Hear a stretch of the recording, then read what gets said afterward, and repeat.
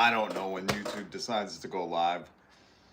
I'm guessing right around now. Are we live now? Welcome, I'm Rob. I'm your host to this show, this late afternoon show. You know what? That's what America's missing. They got late night shows, they got the early morning show, they got the evening news, they got daytime talk TV. Nobody has a late afternoon show, and that's really what we're doing here. A late afternoon Foxtertainment show, you know, where we're just giving high quality opinions and bringing infotainment to your life. What's up, Cage? Good to see you, man. Good to see you. Smoking's here. And if you're new here, hit subscribe, hit the notification bell. I don't take attendance. Hold on. Cage. Smoking. I do not take attendance. You can be late as you want to this class. I don't give a rip. But at the end of the semester, expect it to count against your grade. So yeah, I'm Rob. What's up, JS? Good to see you. JS here. I don't take attendance though. Good God, are you guys as tired as I am? I'm exhausted right now. Duffy here. I don't take attendance. There's some crazy news. Donald Trump threatening Switzerland. Donald Trump allegedly trafficking to the Saudis. Oh, that was yesterday's news. I just wanted to bring it up. Our debt has hit, the deficit here in America, the debt we owe has hit 40 trillion. And, you know, because we kidnapped Venezuela's president. Where is he even? Does anybody know where Maduro is? We've threatened Greenland. I think we've threatened Canada. We've threatened the NATO, UN. Have we just threatened everyone? We've just kind of threatened everyone at this point, except Donald Trump hasn't threatened El Salvador, Qatar. He hasn't. We're in a war with Iran for Israel. He hasn't threatened China. You know, he talked tough when he got home, but when he was in China, he was like a little lap dog. He was like a little lap shih tzu. And he hasn't threatened Putin. But everybody else in the world, they think Donald Trump is threatened. And he's threatening Switzerland. Meanwhile, pretty sure he's doing what was intended and crashing our economy.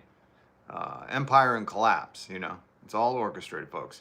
But yeah, so we've hit 40 trillion in debt, and because of all the wars and the threats and stuff, and people are starting to see through the bull stuff, like Tim Dillon is. I'm going to play a clip of Tim Dillon calling MAGA the greatest con of all time, and then I'm going to prove to you why you should have seen this coming, Tim. You're a grifter riding the waves of grift. You're in the ocean of grift, you know, bodyboarding out there. Anyways, now, because they're gonna need more bodies to man the war drones and the war robot dogs. They're offering the Army, only one battalion in Georgia, a 4-day GTA vacation if you're in the Army and reenlist for 2 to 6 years. That was hard for me to say, because I would like to think highly of people.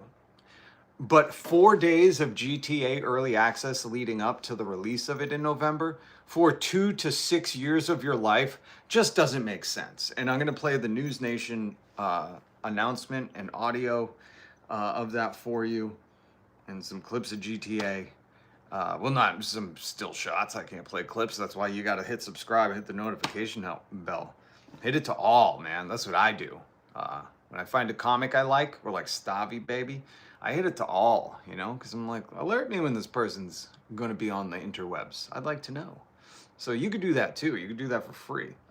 So yeah, I'm going to play that GTA News Nation. This is just crazy. Like, if this doesn't tell you the military's collabing with Rockstar, because, you know, the military's maybe like, hey man, we need something to keep these people in the military.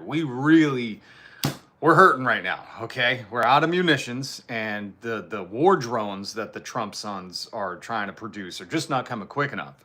And the robot dogs, I don't think those are legal in war yet, so we need some more bodies on the floor. Is that how the song goes? Let the boots get on the ground. Let the bodies hit the floor. I forget that song. Anyways, they wouldn't let you play it on the radio after 9/11. That was weird. The land of the free, huh?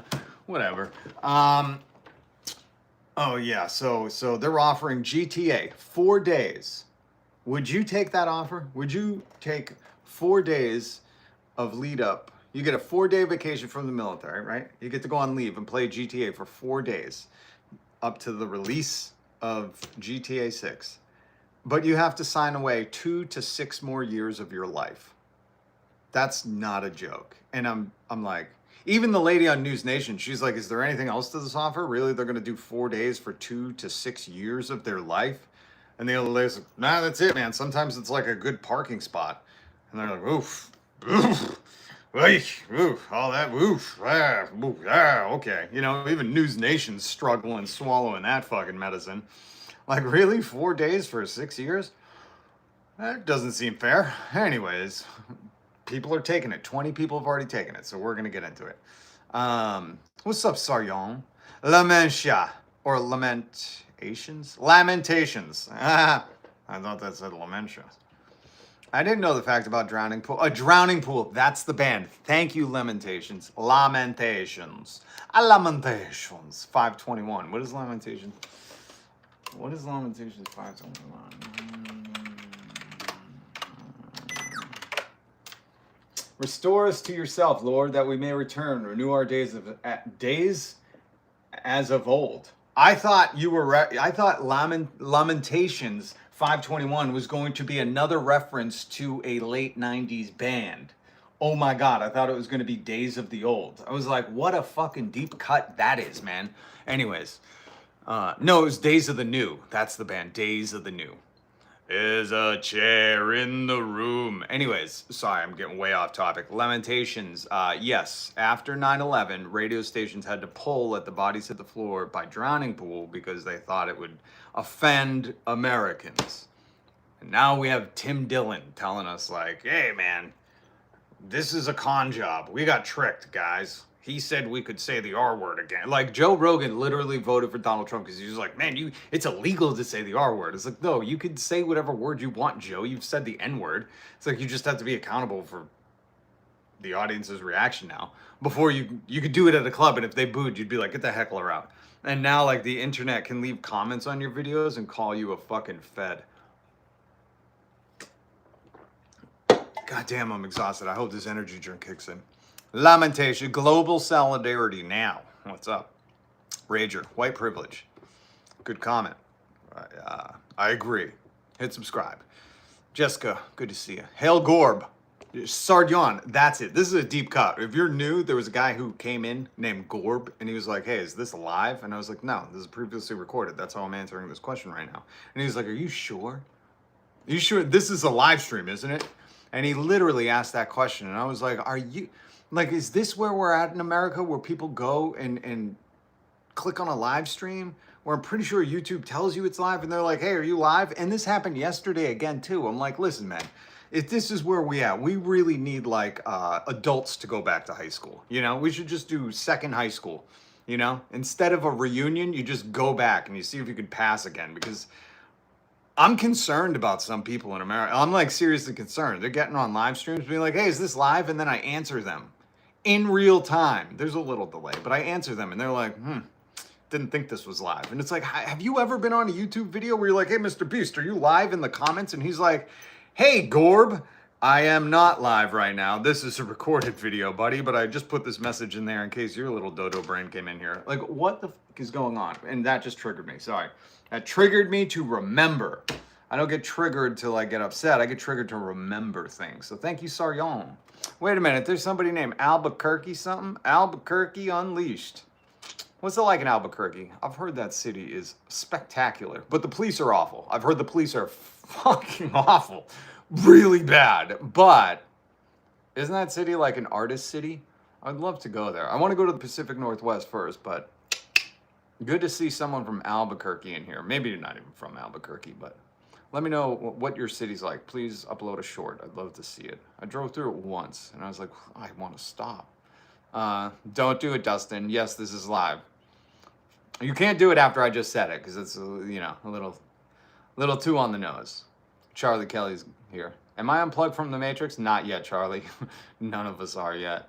Our mountains are good besides that, like any other place. You know what, Albuquerque?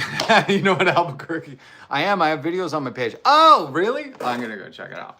Not right now. I did this the other day, and I don't want to force people to watch me watch people in my YouTube comments watch the thing. I don't know how to spell Albuquerque. Wait, keep your name there for a minute. Albu Kirk, like Charlie Kirk. Unleashed. I'm doing this for later. But oh yeah, there you are. 47 subs. Go. Hey, 2 videos, dude. Come on, man. You gotta get some more shit than that. Oh, here we go. No, you got a ton of shorts. Oh my god, this is beautiful. Albuquerque's gorgeous. And what a fucking adorable doggy. Oh my god. Oh my goodness. Oh my god, who's a cute boy. See, I can't do this. Stop distracting me. Cut it out with those cool names. Skip Oregon, Washington's cool. I want to go to Washington. Almost had a radio show there. Almost had my own radio show there. Okay, anyways. Fuck, what were we talking about?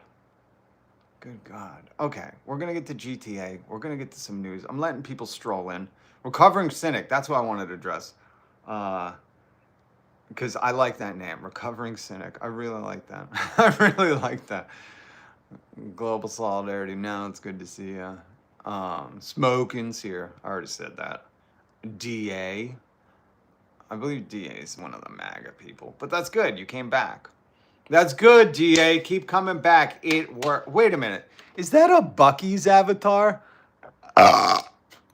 Listen, we're just having a little fun in the beginning. We're going to get to some news, but I need to get to 500,000 likes before we hit the news. So start hitting that like button, or YouTube's going to glitch on you. Hit the like button if you're a human. Tiggus Biddies. What if Bob Ross was a serial killer and hid all his locations in his paintings? That seems like some Reddit. You get that off Reddit? That's fine if you did, because it's a good question, but we'll never know. Maybe that's why Bob Ross's paintings are so hard to find. Actually, it's not. It's because like his wife was in charge of them, and they didn't sell them. Because I was trying to get my hands on a Bob Ross painting real bad. I was like, I don't know what I gotta do. But I would love an official Bob Ross. And then I would you know what I would do if I ever got my hands on a Bob Ross? That's what I'm gonna do. Listen, hit subscribe and the notification bell. I'm gonna be one of them rich socialists where I'm gonna put a Bob Ross on display for the public, okay? That's what I'm gonna do. That's my public good. But next to the Bob Ross painting, I'm gonna have the episode on repeat. So you can be like, oh shit, that's the painting from the episode. Look at that. And I hope it's one of the squirrel episodes. You guys know Bob Ross had pet squirrels that he kept in his pocket? Fucking man, we had some great humans on this planet, and now we got some shitbags, you know? You could still bob on Ross. You could. Fuck Buc-ee's. Hey, come on, man. I know Buc-ee's is like the Walmart of gas stations, but they do have some good brisket. I'll tell you that. Man. I never had such great brisket at a gas station. Oh, there you go. Hold on. Look. Oh, wait. Diesel. You're answering yourself? Diesel, you're saying you can still bob on Ross, and then you're saying I'll be Ross. So you want to bob on yourself? That's weird. That's weird. Bob Ross always painted duplicates. I think I had heard that, Recovering Cynic. I love that name. God damn, sometimes I really like people's handles. Okay. Zesty headband. Thank you. I don't know what zesty means, but I'm just assuming you're hitting on me like all these men do. I love it. This is the second day in a row that people are like, oh, he wears women's headwear. And I'm like, this is an ice mask, you dipshits. I just wear it the right way because I'm not scared to show my face. This is what ICE wears, okay? When they're kidnapping your wives and I'm not even going to do it. When ICE goes out, they're like, hey, we're a bunch of Proud Boys. You can't see our face. You know, this is what they do. And I go like this. Do it like this, you losers. You bunch of chodes. Give me some electric gloves and let me slap ass with you all day long. They'd probably like that too much. They'd probably like that a little too much. You know what I mean? Big dip lip. You got a dip in right now? Christ is king. Buc-ee's sells imitation food, by the way. I wouldn't be surprised to know that. I don't know what imitation brisket is. Is it pig instead of cow? I don't know what it is. Oh, what's up, CJ? Good to see you. There's my Pacific Northwesters. I love it. By the way, drop what part of the world you're from. You know, not longitude, latitude, just like where you at. You know, around America, or if you're outside of America, even better. I love when the Canadians come in here. I love you, Canada. I do. I really do. You guys banned me for 7 years because of one stupid fucking charge, man. Once you gotta go, you gotta go to jail one time in Canada. They're like, you're not allowed back. I'm like, come on, man. I love this place. How do you think I come up here? Um, love your art. Thank you. That's not mine. My art's over there and upstairs. I'll start hanging. You know what I was thinking of doing, to be all honest with you? I was thinking about starting up an Etsy and starting to sell some art.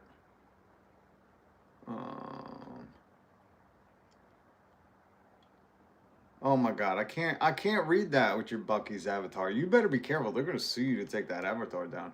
Christ is king? Of course he is. Saryon. He's my king, man. He doesn't have to be yours. That's okay. That's okay. That's all right. Tennessee East. Yo, hold on. Greg Frey. Listen, I don't know if you're new here or not, but I always joke and I'm like, what are you from, Western Kentucky, you know, or Northern West Virginia? I just make that joke because I think it's funny we have a North and South Dakota. Like we could have just called it Dakota and just keep them all together. You know what I mean? Like some of this shit's so relevant. So I love that you said Tennessee East. Keep doing that. Keep doing that. Tennessee East. And it makes a difference, you know? That's the classy part of Tennessee, from what I know. I don't know much about Tennessee. Gorb. I can't believe you guys remember that. Oh my God. All right, we got to get into some news. We got to get the news in. I don't want to, but I have to start with some Tim Dillon, okay? Because this is how we do the show here. It's a build-up. We're gonna get to GTA at the end. I'm gonna play that GTA audio for you at the end. I don't even do the 80-20. Like, tease them with 80% of it and save 24. I gave you 100% of the story. The Army in Georgia is offering 1 battalion if they sign their life away for Israel to fight in this war where they gotta, like, I don't know, triple tap schools. I don't know what this war is about. You know, like if they just want to prove our insolence to the world, if they want to prove how impotent the military is here, that we're unable to, that a 4-week war is turned into an 8-month war or whatever. Like if we just want to be on the world stage, embarrassing ourselves. Basically, it's like the world's talents contest, and we're like, watch us, we can kick ourselves in the dick. And everybody's like, why are you doing this, man? Why would you even sign up for this talent show? And they're like, no, it's a talent. But if you want to sign your life away for 2 to 6 more years, I still can't get over this. 2 to 6 years. Maybe this is why they're defunding education, because maybe people are like, how many days is that? Is that 7 days? You know, you could get access to 4 days of GTA, 4 days of Grand Theft Auto 6, 4 days leading up to its release in November. And to get those 4 days, all you have to do is sign your life away for 2 to 6 more years. In the Army. You could play GTA in the Army. So we'll get to that. So I gave you that whole story, okay? But the audio is so fucking great. That's why you're going to stay. You're going to listen to this News Nation audio and you're going to be like, holy shit, even the news is like, what? What, is our military fucking dumb? You know, like even News Nation is like, are you kidding me? 20 people signed up for this? What are they, fucking stupid? You know, like, are you sure we have people this dumb in the military? Like, should they be allowed? I'm pretty sure that special education people right there. Well, that's just mostly MAGA, you know. And I'm not even, like, the real special ed people, those are amazing fucking gifted people. I'm talking about, like, fucking, you know, just more cult members. That's what I should have said. Cult members. My apologies. But we do a build up here, so we're going to build all the way up. All the way up. North Korea just sent missiles into Japan's waters. Yep, right about that. Yep. As soon as Donald Trump was like, me and Kim Jong-un are awesome. He's never said a bad word about me. And I had to remind you that Kim Jong-un called Donald Trump a dotard. And people were like, what's a dotard? And it was like, it's an archaic term for a mentally senile, a deranged old man. Great word. Take that home with you. Take that home with you. Praying hands in the background. The viewers are praying for a grid down situation. That's an album by one of the greatest artists ever. JP Sportsman says, hey, I don't care if Donald Trump was trafficking kids to the Saudis. I love this guy who's crashing the economy, who's putting us $40 trillion into debt, threatening Switzerland on the Epstein files. And what Tim Dillon calls is... the greatest con in history. By the way, it's a great... Hold on. This is what Tim Dillon says about MAGA. And then I'm going to show you how Tim Dillon's an idiot, and he knew this already. He just wanted to interview J.D. Vance, boost his celebrity, because with that comes more money, you know? You don't get that Saudi offer if you're not, you know, if you don't got some intel on the VP. The greatest con in history. By the way, it's the greatest con in history. I mean, truly. It's the great... Wait, let me put him up. Let me put him up on the screen for you so you know who we're talking about. By the way, did you guys see the Chinese AI video where they're making fun of us? Did you guys see China's getting in on the action? Can't believe it. We are the laughing stock. We are the laughing stock. So much news. We wasted so much time just like chit-chatting. I'd be the worst teacher. I would be the worst teacher ever. I really would. All right, this is what he looks like. That's Tim Dillon. Debt ceiling. Hey, what's up, Rebecca? Struth. Struth is just another expression in Australian. I love to teach you guys random shit that's like not gonna help you in your day-to-day life. Well, some of it will, you know, like organize your workplace. But sometimes, like, I'm just gonna teach you offbeat little sayings or tidbits that you can take. And if America ever gets to the point again where we could have dinner parties and not just watch Mar-a-Lago dinner parties where they're dressed as furries and like people can not work 3 jobs and afford to have a dinner party. Have you heard of anyone having a dinner party? We're like, dinner party? What are you, chipping in? You know, what are we all chipping in for that?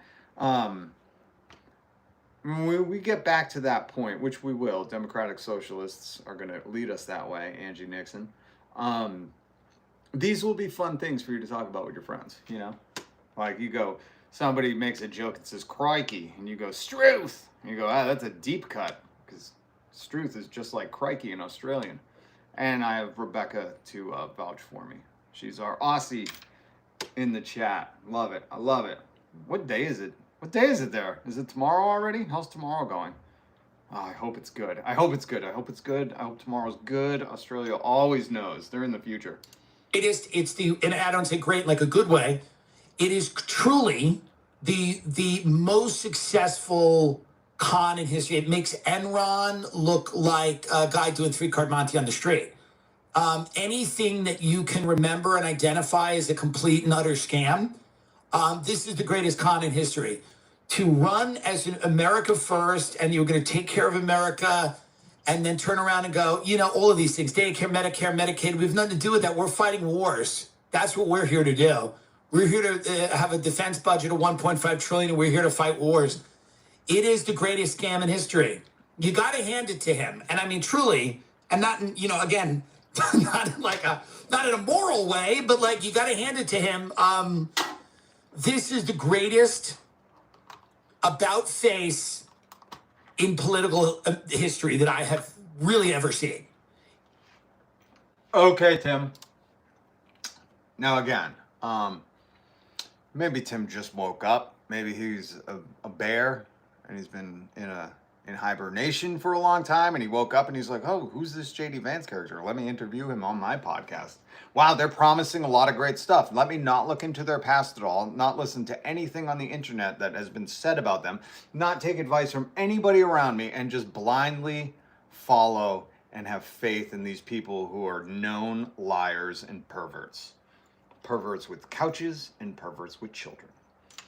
And their own daughters. Donald Trump is a pervert with his own daughter. And let's see. Here is Donald Trump from years ago. Where's my years ago Donald Trump? Because he looks so much worse now. Look at him. Look at him now. You know what? We'll just keep this up. Because, like, why is he that red? He's usually orange. I'm concerned. Sir, I usually tell you look great. Today, not so good. Look at him compared to the other guys. Look at him. He's bright red. In this whole clip, he's red. We'll just keep this up. But this is when Donald Trump was first running for president. This is a clip from. Actually, I gotta pull this. I gotta fucking pull this picture up. Cause, sir, you're looking so good. You're looking so good. He looking so good. He looking so good. You know. Oh man, did I not take it? Did I not take a? I did. I did. I did. Race for 2016. I want to play a clip from when Donald Trump, he wasn't racing nowhere. Let's call it the slow walk for 2016. Let's be honest. Come on. Donald Trump, I'm running for president. Are you ready for this shit? Another 3 or 4 years. You know, we're at 18 trillion now. We're soon going to be at 20 trillion. According to the economists, who I'm not big believers in, but nevertheless, this is what they're saying, that 24 trillion, we're very close. That's the point of no return. I'm sorry, what is? I'm sorry, Tim Dillon, do you have access to the same internet I do? I don't know if Tim Dillon has internet access, but how's he uploading stuff? Tim, you said this was the greatest con ever, but here is Donald Trump in the slow walk for the presidential candidacy of 2016 saying 24 trillion. That's it. That's when everything's destroyed. $24 trillion. We will be there soon. That's when we become Greece. That's when we become a country that's unsalvageable. And we're going to be there very soon. Well, you brought us to 40 trillion. Thank you, sir. Have you even said thank you? Have you even said thank you? Have you? And then here's Donald Trump. Again, Tim Dillon, you said this is the greatest con of all time, but we already knew that. Here is, what's his name? Donald. Here's Donald saying he's the king of debt, which I don't know. If anybody tells you they're the king of debt, I wouldn't be like, oh yeah, that guy should be solving the economy. The guy who's claiming he's the best at debt. He's the best. Not the best at business. He's not the king of business. He's the king of debt. He should call himself the emperor of bankruptcies. I call myself the king of debt. I'm the king of debt. I'm great with debt. Nobody knows debt better than me. I've made a fortune by using debt. And if things don't work out, You haven't made a fortune using debt. You made a fortune using the White House. I renegotiate the debt. I mean, that's a smart thing, not a stupid thing. I love when he's like, that's a smart thing. There's a lot of people that say it's stupid, but it's not. It's a smart thing. And I made a How do you fortune. renegotiate the debt? Because you go, You threaten them. You threaten. Do not know how this works. back and you say, hey, guess what? The economy just crashed. I'm going to give you back half. I like debt. For me, He likes debt. Oh, we could tell, man. 40 trillion. You really like debt. You like 40 trillion ways of debt. I don't like debt for the country. I like debt for my company. Oh, interesting. He likes his company in debt, not his country in debt. No. Oh, so then could you get the country out of debt and just let your businesses like World Liberty Financial and the drone business your kid started and the mining business your kid started and the crypto schemes that you and your wife did, could you put those in debt? You got $6.5 billion richer over the past 2 years. Do you think you could take that money and put it towards the country's debt? Because isn't that what he said? Hold on, let me rewind this. Wait, Tim Dillon, you said this was what? The greatest con in history. By the way, it's the greatest con in history. Really? It's the greatest con in history. I don't know, because he's saying who are we to believe? For the country. I like debt for my company, but I don't like debt for the country. For the Okay. country, we have $19 trillion in debt. It's going to be very soon 21 trillion, not billion, $21 trillion. Yeah, it's 21 Elons. I know. But you brought us to 40 trillion. So do you, hold on, let me see. Do I have any clips of him today? Hold on. Here we go. Here's Donald Trump's audio from today. Now let's get to old red-faced Donald Trump. Where's my red face? Where's old red face? There he is. Look at how red he is. Dude, he's so red. They fucked up on his makeup today. There's got to be that. Either that or the medicine is not working anymore. It's one of two things. is a new makeup artist. They were like, make sure you do the Fenty Mandarin Orange. That's the color he likes. Don't do anything else. And they were like, did she say Fenty Fire Truck Red? You know, and they were just like, I don't know, make him match his tie. You look good, sir, matching all around. So that they can do business with confidence on American soil. They don't have to go to other countries to do their business. We're ensuring that America remains the undisputed leader, not only in Bitcoin and crypto, but also technologies like prediction markets, Awesome. How many of you guys are hired by Bitcoin and crypto? How many people out there work for the prediction markets? Big industry. So all my neighbors are working in Bitcoin and crypto. Everyone's like, hey man, I got a new gig at this Smolania meme coin. Pays awesome. Remote work. This is what the president this is what he's fucking talking about. Are you kidding? The industry that you and your friends own. That's like being like, hey man, we're like the data center place, man. And it's like, how many people are working at those data centers? Oh, no one? Oh, okay. Who gives a shit? What is he talking about? He's the undisputed leader, not only in Bitcoin and crypto, but also. Oh yeah, because that helps everybody. You know, when what was it? 74% of Americans can't afford to buy a home. I think 70% of us are living paycheck to paycheck. Most of us are working 2 to 3 jobs. Senator Rick Scott, we'll hear from him later, is saying Americans should at least be working 7 days a week. And I would just like to make a note: you can't work more than 7 days a week legally. Or literally, you know, there's only 7 days in a week. My Christ, is everybody just investing in crypto and Bitcoin and prediction markets? Is that how we're getting out of this debt? Are we going to gamble into... We're going to gamble out of the deficit? What is he... Maybe that's how we got to 40 trillion. Maybe he was betting on Polymarket. He was like, shit, man, this deficit is getting high. I got to put some bets on these bonds. Oh, shit, I lost it. 40 trillion. Oh, no. I need another loan. I got to go talk to the house and see if I can get another loan. Also technologies like prediction markets, artificial intelligence, and much more. And we're leading in every... So basically, he just said... You know, Trump from a few years ago was like, listen, if we hit 24 trillion in debt with the deficit, we're going to become Greece. We're going to crash and burn, baby.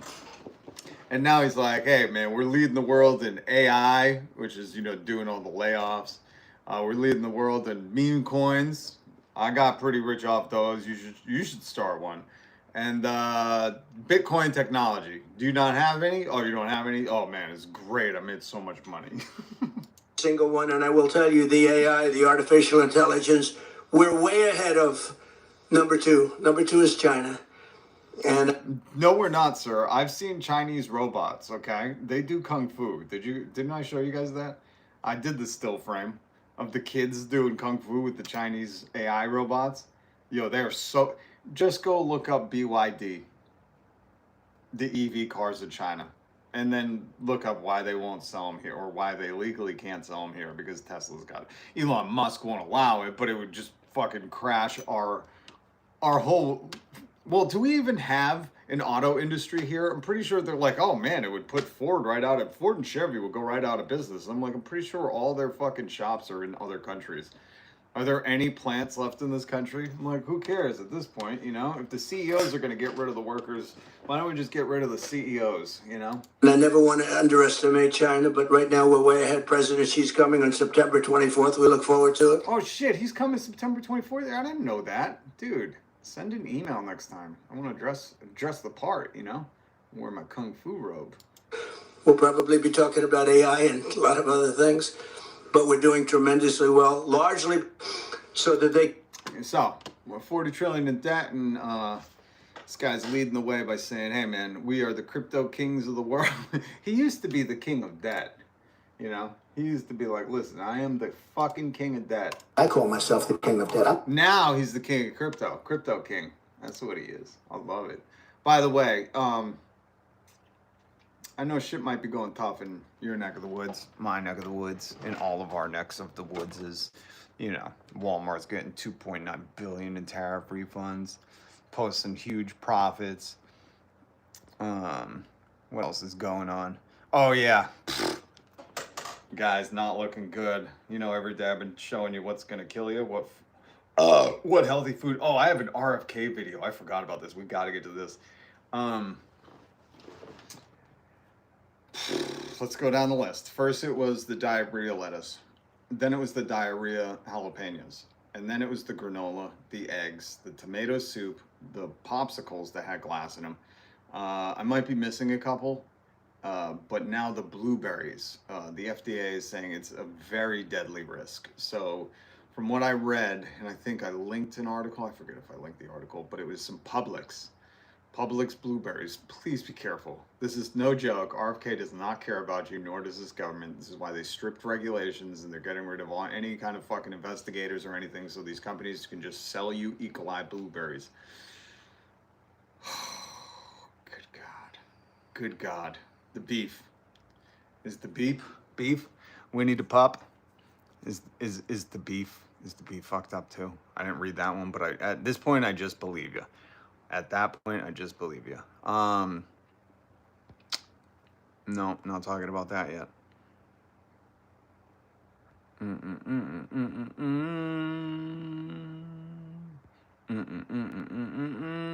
This is the RFK thing. Remember I told you about his podcast? Oh, hold on. We gotta do this. Where is it? Where the is it? Hold on.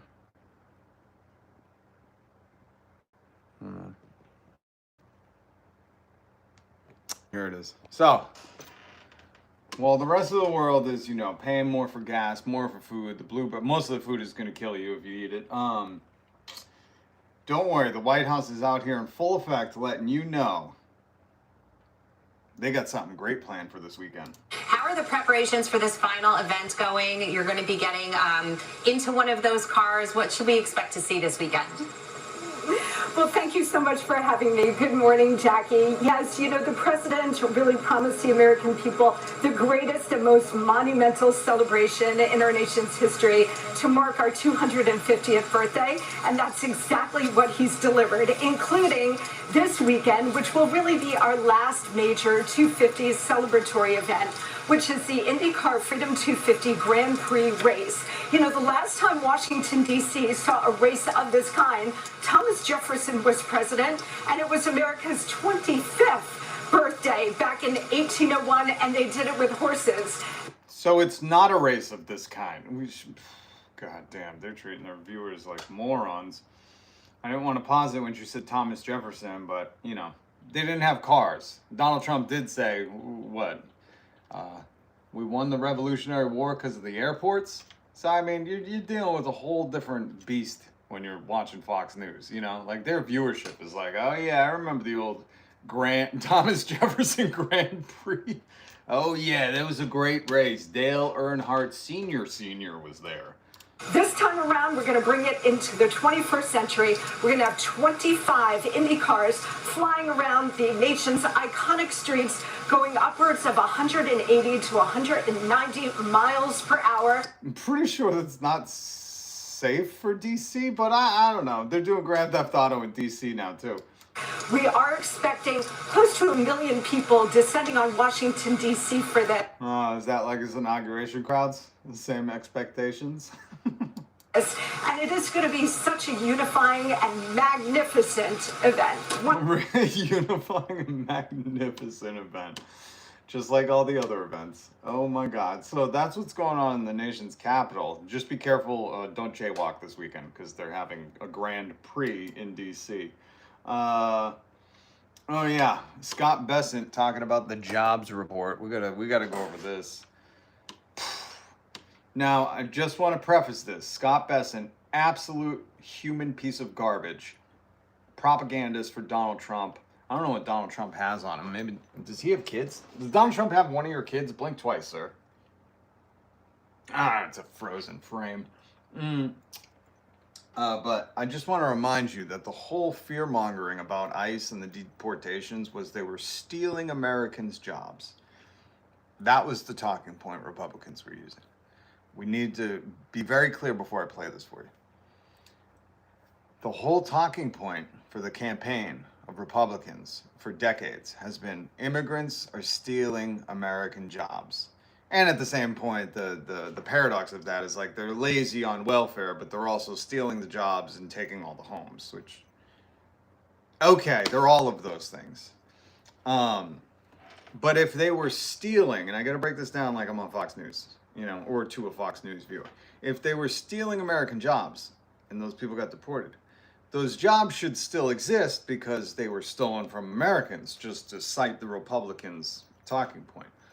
And if they were stolen from Americans and now they are not filled, they should stay jobs so the Americans can have them back, correct? That's the premise that the Republicans have been going with forever.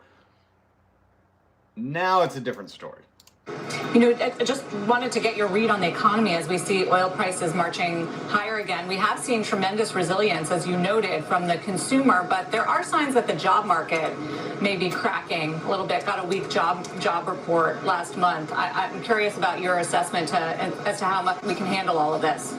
I think the jobs numbers are quite noisy, and again, sir, the other thing that's important too is like the jobs that we're seeing are going to Americans. After the deportations that we've seen during President Trump's administration and the closing of the border, that like this unfettered migration, we don't need to produce as many jobs.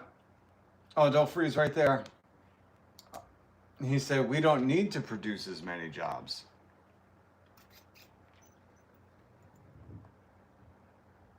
Oh my God. I hate these people so much. It's people out of work that it's showing. It's the layoffs. It's people not fucking working. It's incredible that he can rife over, well, the Americans are getting the job. No, they're not. They're not disappearing jobs, they're disappearing workers. Hold on.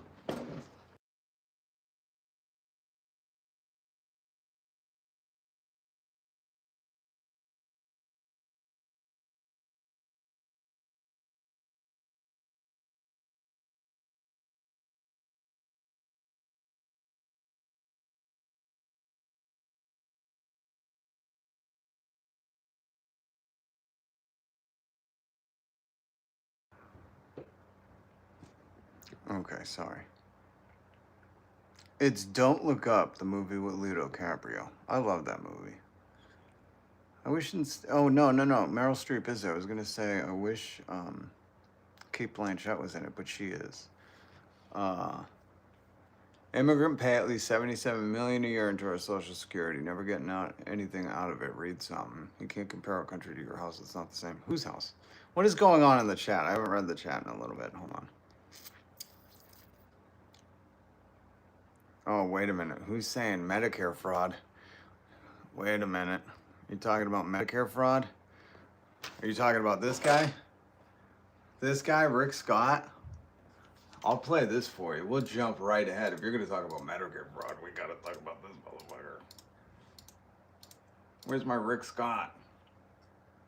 Actually, no. I don't want to play this. No. I don't want to play this clip. I'm sorry. This is Rick Scott saying, hey, we got to do something. And he got noted on Twitter because he voted for the One Big Beautiful Act, which raised the debt and is costing us $3.4 trillion over 10 years.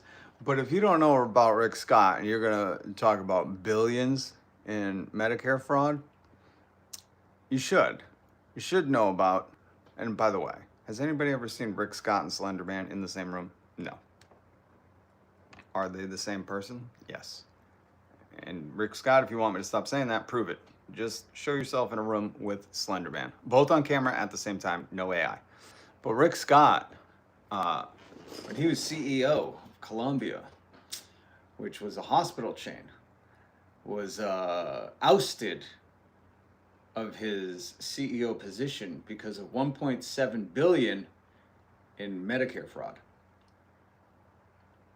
It's amazing that you'll blame immigrants for something this wealthy white dude did, who's now a senator. You know, Florida, that's one thing I won't forgive you for. Voting for him for governor. There were 14 corporate felonies. I don't think anyone went to prison. And Rick Scott, you know what happened to him? He got a 300 million golden parachute. He got a pay package of 300 million to leave, to quit. Have you ever been CEO of a company who was found guilty of almost $2 billion in fraud and got paid 300 million instead of going to prison? So I'm glad you brought that up. Rick Scott, the $1.7 billion Medicare fraud CEO, who is a senator now, passed this along. He invoked a fifth 75 times. His company that he started, that was found guilty of 14 felonies, he got to walk away with $350 million. So that's the only, because I mean, if we just put him in prison, you know, and took that money back, there you go. Your problem solved, you know? It's amazing what people will fucking listen to on Fox News or some trash talking Republican. Probably Rick Scott. Probably Rick Scott's out there pumping people full of like, hey man, these immigrants are doing the fraud. And it's like, no, this guy did the fraud. This guy. And Rick Scott, put yourself on camera in a room with Slender Man, because I'm pretty sure you are Slender Man. I've never seen these people in the same room. Never once. So my theory is, at night, Rick Scott goes deep into the woods and tries to whatever Slender Man does. I don't know his spaghetti, creepy spaghetti, whatever it's called. I don't know his lore, his origins, but whatever Rick Scott's doing here at night in the Pacific Northwest is probably not good for the country. You know what I mean? Just probably not. But this is funny, man. This is what I mean. This is what I mean about these politicians. That you could still side with somebody who voted for the bill that is putting us 40 trillion in debt. And I'm not playing this audio because I'd rather just play a cow shitting for you. It's more informative than listening to Rick Scott, you know, do this planned out fucking one of his interns filming him being like, we got to release something to, you know, let the morons know you're against this. It's like, no, you voted for it. You voted for it. You're one of the Republicans that has complete power right now, and to turn around and look into a camera and tell the people you work for, like, hey man, this isn't good, we gotta stop this. It's like, what do you want? What the fuck do you want us to do? His video is like 40 trillion for each family. No, I'm sorry, Scott. It's on you, buddy. I'm not taking any of your fucking debt. You know, excuse everybody's medical debt, school debt, fucking lunch debt, and then we can talk about your 40 trillion, you know? Bring back tradition. France, 1790s. This is unacceptable that people can, again, I just say watch their actions, folks. Watch their actions. Don't listen to what these people say.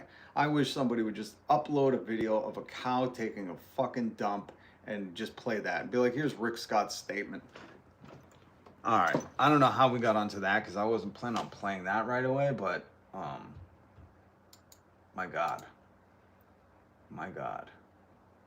Oh, because that guy said some stupid shit. That's what happened. I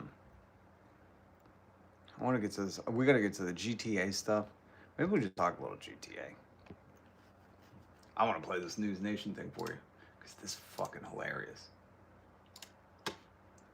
Ready? So if you don't know, wait, that's not it. Here's the article. I linked it in the description. You could read it yourself if you could read. I don't know. America. I just say it because there's mostly Americans watching. You know, the rest of the world's like, what the fuck, man? I'm an adult. I can read. I'm like, yeah, but here in America, you know. And they're like, you know the books that say like reading level 1, 2, 3. Like 3 is pushing it. Here's News Nation talking about the army offering days off to play Grand Theft Auto in exchange for reenlistment. This is a desperate collab by, is it still Rockstar Games that does Grand Theft Auto? Like, shame on you, Rockstar, for, you know, tricking these people who would love your game into giving up 2 to 6 years of their life. You know? By the time they're getting out of the army, maybe Grand Theft Auto 7 won't be out. They'll re-enlist. They'll just be in forever. You know? That might be what the military's doing. The military's like, listen, if this works, we could do a release schedule every 6 years or so where we're putting out another game, and we could get them to re-enlist, and we'll just have permanent soldiers. All right, here's News Nation. You know, war in Iran, tensions with North Korea, China and Russia, maintaining peace with Venezuela. This new generation of service members has a lot to consider when choosing to remain in the military or not. Well, now get this. One Army unit is looking to sweeten that deal to get soldiers to re-enlist. News Nation national correspondent Brooke Schaefer is following this story. I mean, Brooke, this is unbelievable. We're talking about giving soldiers, 4 days off to go play a video game? Make that make sense.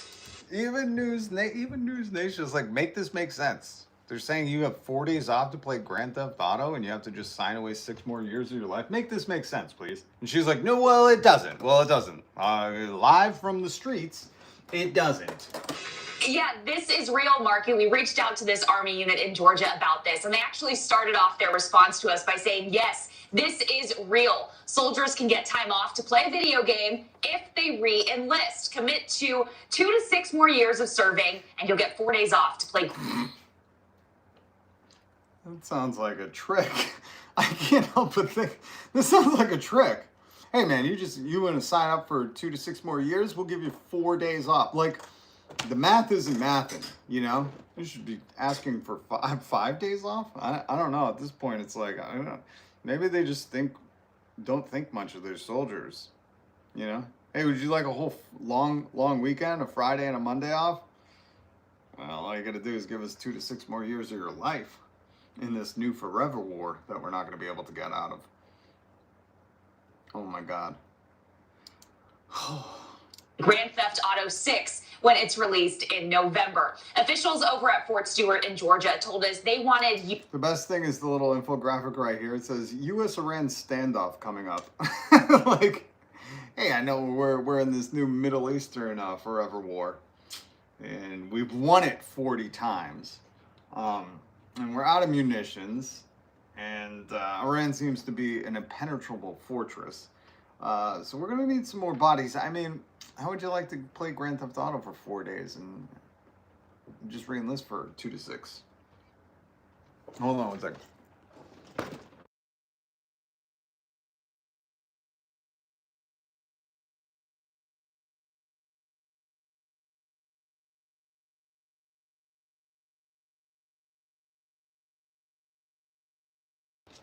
I don't know if there's a ghost here or what's going on.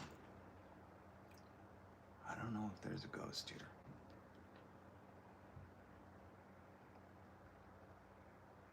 Maybe it's the noise. I don't know what I keep hearing, but maybe there's a ghost. I can't figure it out. Ah, shit, the chat was frozen. Is that Justin Bieber new mugshot? Oh, he's looking good. The Biebs, this is looking good, man. Chris Max, that's funny. That's not Barron Trump. He would never go to prison. He's a 150 millionaire now because of his dad's World Liberty Financial thing that they gave him 10% stake in. And all of a sudden, while he's spending his first year at NYU, he's a 150 millionaire. That's how America works now. Hit the like button, please. Thank you, Thorne. And the subscribe button. That one, too. Hit them both. Sorry, I keep hearing ghosts. Unique re-enlistment incentives for their soldiers, which is common. This year, the battalion's new career counselor thought about the highly anticipated launch of this popular video game. Gamers have waited nearly 13 years, Marky, for a new Grand Theft Auto. It could... Wait, 13 years? Oh, man, unless AI starts doing the Grand Theft Auto for them, they're not going to be able to make a new one in time for the re-enlistment, you know? So they want to keep these people trapped in the military. I mean, I don't know how long this war's going to go on, but generate $2.7 billion on its November 19th release day. So these soldiers, they would get 4 days off to lock in, probably sit on their couches, play this game when it's officially out, if they re-enlist between now and November 14th. And get this, officials told us 130 men and women are eligible for this incentive. 20 of them have taken it. Marky? And is this Watch this. This is my favorite part. This was my favorite part of the interaction. Hold on, I'm gonna put this later back on the screen. Because she's like, are you shitting me? Marky? and is this something? I mean, is this part of a larger incentive package, Brooke, or this is the one thing they chose in order to re-enlist in the Army for a couple of years? And will we see this elsewhere? Yeah, well, look, we see these reenlistment incentives a lot, Marky. There, been parking privileges. You can choose your next station. Some are a lot more creative, like this one, giving. That lady was really like, is there like a larger re-enlistment package, or is it literally just 4 days for 6 more years of your life? And the lady's like, no. This is like par for the course. Sometimes it's a good parking spot. Sometimes they'll let you choose a place closer to home. But that's about it, That's what they're offering. 1.5 trillion for the military, and they're offering parking spots or 4 days of Grand Theft Auto. Awesome. Where's that money going? Send these dudes on a vacation to a country like Switzerland, or I don't know. Where can they not go in the military? They're gonna go to Iran, go to Israel. Send them to China. Let them see how great the BYD cars are, Give them all expenses paid trip to China. Let them ride on them high-speed rails. These men and women time off to play a video game. Right now, this is only being offered at that unit in Georgia, but it's working. So we'll see, if others... It's working. But, these people are like, hey, they really like this video game, man. Stations take note. All right. Well, it's fascinating. It caught our attention, so we want. This News Nation clip is so amazing because both of these women are like, yeah, I guess like 4 days of Grand Theft Auto is worth 6 years of your life. I don't know what to say. It's better than a parking spot, I guess. Better than a parking spot. Okay. Anyways, yeah, that caught our attention. People are giving up 6 years of their life for 4 days. Excellent. So what else is in the news? Like that was.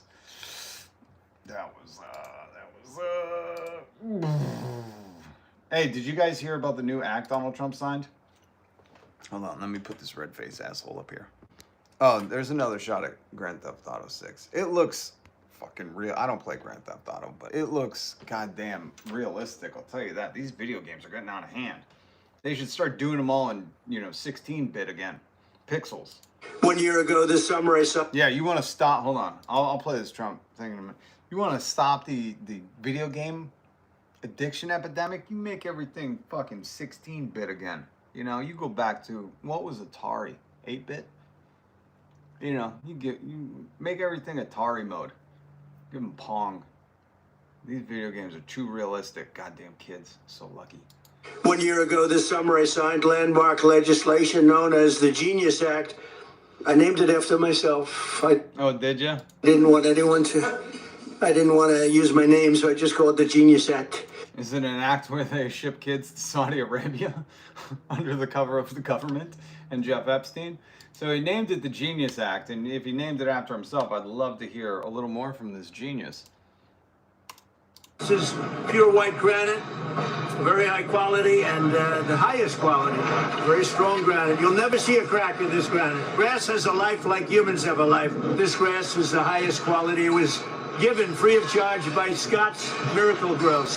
Hey, you got to put sponsored by Scott's. You got to say, hey, is there any rules? I know on YouTube, if you're doing an advertisement, you got to say like, hey, this is a sponsorship. You got to kind of sneak it in there at some point. So are there any rules for the president when he has to do a sponsorship because Scott's Miracle Grow fucking, bribed him with free grass? Scott's.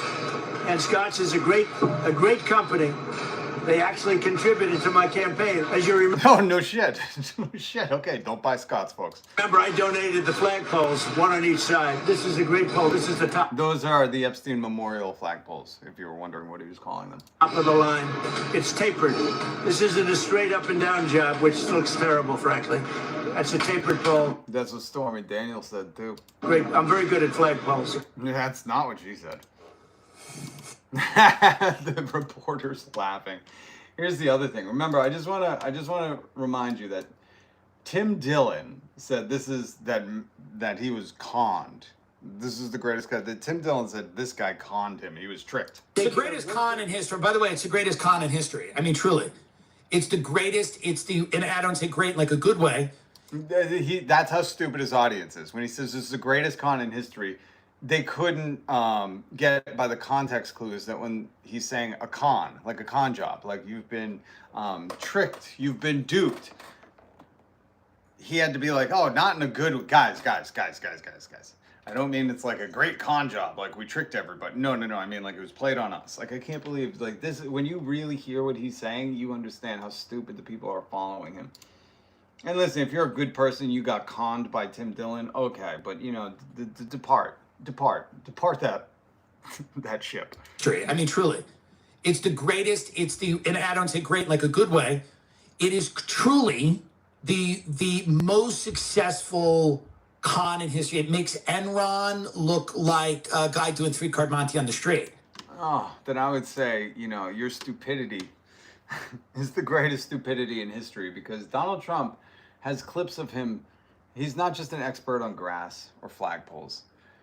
There is a long history of him on the internet because he loves being in front of a camera saying just stuff right out his butthole. Nobody can do it like me. Nobody. Nobody can do it like me. Honestly. Nobody's stronger than me. Nobody has better tools than I do. There's nobody bigger or better at the military than I am. Nobody loves the Bible more than I do. Nobody builds walls better than me. Nobody's better to people with disabilities than me. Nobody's fighting for the veterans like I'm fighting for the veterans. There's nobody that's done so much for equality as I have. There's nobody more pro-Israel than I am. There's nobody more conservative than me. There is nobody that respects women more than I do. Nobody would be tougher on ISIS than Donald Trump. There's nobody's ever had crowds like Trump has had. There's nobody that understands the horror of nuclear better than me. And nobody even understands it but me. It's called devaluation, the sale of the uranium that nobody knows what it means. I know what it means. Nobody knows more about trade than me. Nobody knows the game better than I do. Nobody in the history of this country has ever known so much about infrastructure as Donald Trump. I know the H-1B. I know the H-2B. Nobody knows it better than me. Nobody knows politicians better than I do. Nobody knows more about taxes than I do. Nobody knows more about debt than I do. Nobody knows the system better than me, which is why I alone can fix it. Oh, Tim Dillon, you got tricked by this guy who just knows everything all the time. He is the world's foremost knower of things. Tim Dillon, you got conned by that guy? Oh, this should be an embarrassment, and for some reason, it's not for him. People are like, oh yeah, Tim Dillon, I can't believe we got tricked. It's like, no. Tim Dillon tricked you, too. He didn't trick Tim Dillon. Tim Dillon saw through it and played patty cake with him. You know, and now Tim Dillon's like, I don't want to lose my audience. I can't still be MAGA. I don't want my comments to look like Joe Rogan's. I have to pivot. I have to pretend like, hey, guys, we all got tricked. I made a lot of money getting tricked, but we all got tricked. Oh, Tim Dillon, may you pay the price one day. May you pay the price one day for your sins against humanity. I really, where is it? Hey, oh, here it is. I really want to play this for you, and it's a long bit, but we'll skip around a little bit because I was the one that broke the news to you that RFK Jr. is doing a, hey, you can eat some good food, man, for cheap show. And I said, this is absolute horseshit like a week ago. I played his YouTube channel. I showed you his YouTube channel. Here's a clip from it. And now the news is covering it. And if you don't know how the news works, most of the time they're just fed narratives from the CEOs and the you know, the shareholders, whatever is going to get the most profit for them. But they also have teams of researchers where they can look stuff up, right? They can send people out and they can expense report the stuff to call these people out on bullshit. I ain't got that kind of dough right now. Let's be honest. Hit subscribe, hit the notification bell. Because if I had that kind of dough, I would have put this thing to the... Well, he did a salmon cake, and I would have never made a salmon cake. But, you know, I would have loved to prove him wrong in real time. But just, you know how much gas is? I can't be making extra trips right now. You feel me on that? We just can't be driving around. We're not Mark Zuckerberg just aimlessly sending our yacht to places in the, you know, Pacific fucking and then not showing up and being like, bring the yacht back. We ain't got that kind of time. But CNN did an expose on RFK Jr.'s, how are you 72 and named Junior? His new show on his new propaganda on YouTube. I'm traveling across America. God, just hearing that fucking voice, I'd be like, dude, I don't want to listen to anything this guy has to say. You're not healthy. With renowned chefs to show families how to cook delicious, nutritious meals. Health Secretary Robert F. Kennedy Jr.'s new reality show pushes healthy, affordable eating with sides of dubious claims about the food industry's science and public wellness. The dietary guidelines put Fruit Loops at the top of the food pyramid. But it's put Fruit Loops at the top. I think he was complaining about what's happened before. Yeah. And now, thanks to fucking these regimes, the Fruit Loops guy went on TV. I played that audio for you too. And he was like, listen, if you can't afford food anymore, just eat cereal for dinner. And I was like, this should be pitchfork time, you know, for Americans. When CEOs who clearly have too much money are going on TV telling Americans, oh, you can't afford a normal dinner, you just eat cereal for dinner. It's also the math that doesn't add up in this cooking class, especially when the secretary and his guest chef whip up crispy salmon cakes with apple, white beans, and green salad. So the servings of each of these, we asked to keep it under $5. That's the pitch, and prices fly by, backing the idea of a family-sized meal for a bite-sized budget. And I played this for you, and I told you this was horseshit from the get-go. Sherbs are key for me. I am on my way to the store. I love this. We're just going to fast forward because here we go. Wild-caught sockeye salmon we could find, the closest to what they are using. They priced theirs at $8.99. The cheapest we could find, even with the deal from the store, was more than $24. Now, the greens mix, that was about the same cost. So are the eggs on a per egg basis, but that's the trick here because they're only pricing that one egg out of the carton. And that gets worse with other things. For example, this red onion, they say they only spent 8 cents on this because that's how much they used. Getting the whole onion cost us more than $1. And look at this. This is the avocado mayonnaise. They priced this at 40 cents because they were only using a couple of tablespoons. To buy the whole thing cost us more than $11. They're only pricing parts of it. And grocery stores don't sell things that way. HHS insists. What? They don't? I can't go in and buy a couple of teaspoons of that mayonnaise? Oh, man. This is what I mean. It's slick propaganda for dummies to be like, oh, that sounds great. And then you go to the grocery store and you're like, oh, wait a minute. This is way more than he said it was. Bastard. This is standard recipe costing methodology, and they want to help Americans stock up on high-quality ingredients they can use across many meals. Interesting, he didn't use blueberries, granola, eggs, tomato soup, jalapenos, the lettuce that gives you diarrhea and dysentery. What else? The fruit popsicles. Amazing he didn't use any of those foods. You know, I hope that's in the next episode. He's like, listen, you get some blueberries, but be careful. These are deadly. In any event, the recipe was not too complicated. Here we go into the heat. And it came out at home pretty much like it looks online. It looks gross, though. I'm going to be very honest. And here we go. Let's fast forward. To feed a family of 4 Just getting all those ingredients into our kitchen cost a whopping $70.54. So RFK Jr. said, oh, look, we made this meal for $19. And when they had to buy all the ingredients, it was $70. We're living in different universes and they don't care. Joe Rogan, what do you think? We cannot call it communism if we get free healthcare. Right. That would be a good move. That would help a lot. We're calling everybody communist. That wants free Socialist, healthcare. communist. And Free healthcare is cool. Yeah. We should have that. It's normal. That's not communism. We should have Communism is healthcare no and private education. property. Yeah. You should treat the entire country like it's a community. If you have a community, would you want the sickest person to fucking die who could be very valuable if you could like take care of them? And do you No, I don't even care if they're valuable. I would just say if we have the resources, take care of them. have the resources to take care of Of them? course you should. We're a Take rich care of country. them. Exactly. Do it with libraries. It's no big deal. This is the problem with We don't feel like capitalism. it's And there, Joe, this is the problem with capitalism. Pennsylvania peach. I'm making chicken Alfredo, a little bit of pesto, a little bit of bacon, broccoli in it tonight for dinner, which is in the process right now. Good on ya. Here we go. It's cake for a bird. Salmon cake. Yeah, that does sound like cake for a bird. What's up, knowing someone? G-Ma, good to see you. Good to see you. Do you ever get the feeling you're being lied to, America? No.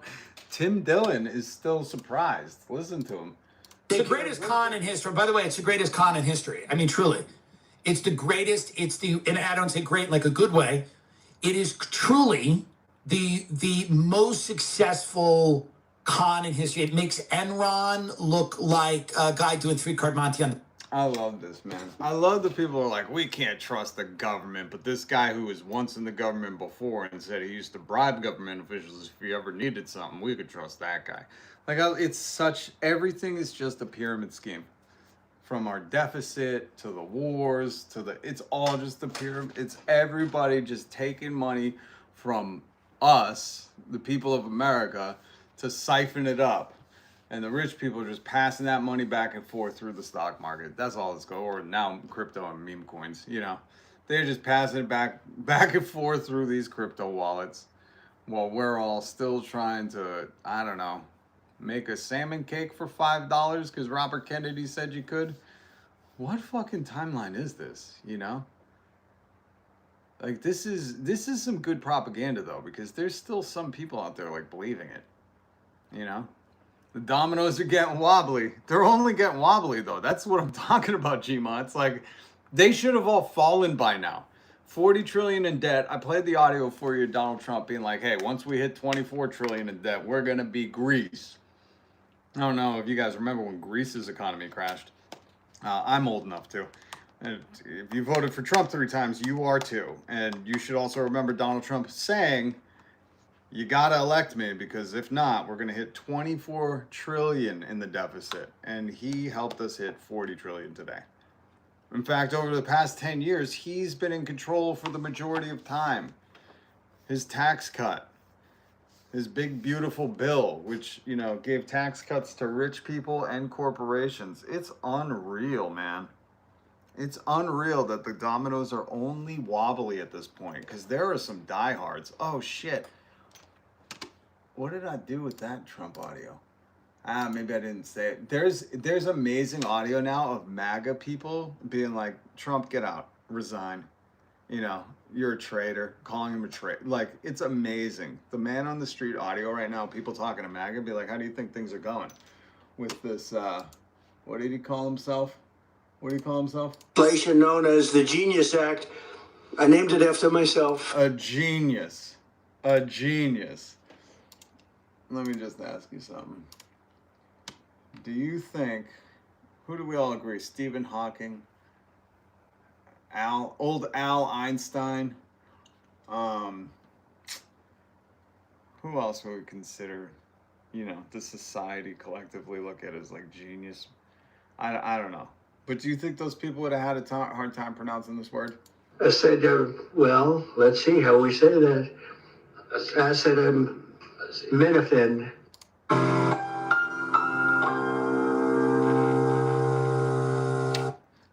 JS, I got my Doge check today. They'll be falling soon. We can only hope. You know, the quicker it falls, the quicker this shit crumbles. We're in an unstable situation. When those wobbly dominoes fall, buckle up for Depression 2.0. Oh yeah, get your dandelion salad recipes ready.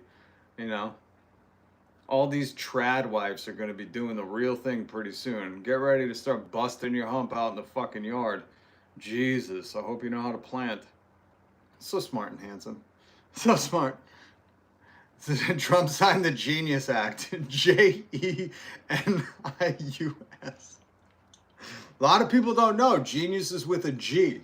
A lot of people didn't know that. We had to go back and amend the Genius Act and change the J to a G. Yeah, a lot of people don't know that. That's one of his qualifiers, you know, when he's like, everybody's saying it. Everybody's saying I'm the smartest guy ever. It's the same with that. When he's like, a lot of people didn't know dumb had a B. What he's telling you is like, I had no fucking idea. And everybody was like, are you kidding? You kidding? And he's like, no. A lot of people don't know that. I was not the only one. I'm not alone here. I'm not the lonely stupid boy in the room. No, I went to Wharton. My dad paid for my grades. Oh, man. Soon they'll be asking for bailouts again. Yeah. Oh, God. Why do we got to keep doing this? You know, just pitchforks and torches. Pitchforks and torches. That's where we're at. That's where we're at. And they just tell me. They just say, quiet, piggy. I say, you be quiet. It wasn't the brain because I took a cognitive test and I aced it. I got a perfect mark. Genius, sir. Genius. Absolute genius, sir. I don't know what else to say. Don't know what else to say. Looking so handsome today. So many high school teachers speaking out about students unable to read and write. Yeah. What country was going back and taking technology out of the classrooms so they could get back in handwriting? But again, you know, with the underfunding, defunding, dismantling, it's all on purpose, and it really hurts my heart because it's so crazy if you're even the slightest student of history, right? To like understand how from the 1800s into the 1900s and the Industrial Revolution, and maybe it's because I'm in Massachusetts and there's like a lot of this history here, like in Lowell. There's one of the first union of the textile ladies that, you know, they used to like lock the door. The women used to go to work. The women and kids used to go to work because the kids had the small hands to get into the machinery. And they would lock the doors behind them so they couldn't take breaks or get out. Okay? And there was a fire that started and a lot of people died, so they unionized. This is, again, long story short. And it's just incredible to think about American history and how many people had to die, kids had to die, and people had to go on strike and die and fight against these robber barons, these titans like Donald Trump, like his sons, like Elon Musk, like all the Walmart CEOs. People throughout our history, the working class, had to come together and fight against these titans of industry, right? Just to get the most basic and humane decency at work. And we're just talking about like the most basic shit, you know, like don't lock us in here and have fire exits in case a fire starts. I'm not kidding. You can, I did a video where I was at Lowell and I showed you some of the buildings. They still have the building. There's a lot of history there. You can read about it. And it's so horrific to see us come to a point where, you know, the Rockefellers push for school systems and fund those so they could train kids to fucking, you know, sit in a classroom for 6 hours just like they wanted them to sit in their fucking plants and their fucking industrial jobs. But through that, activist groups and people organizing and pushing for better and pushing for more in certain, you know, parts of regions in this country really pushed to want our children to be educated. At one point, you know, women got to go into the home. It's amazing when you hear these Republicans or these Tate or Nick Fuentes or Asmongold or whoever the fuck it is talking about women coming into the workforce, the feminist movement. It's like, bro, do you understand?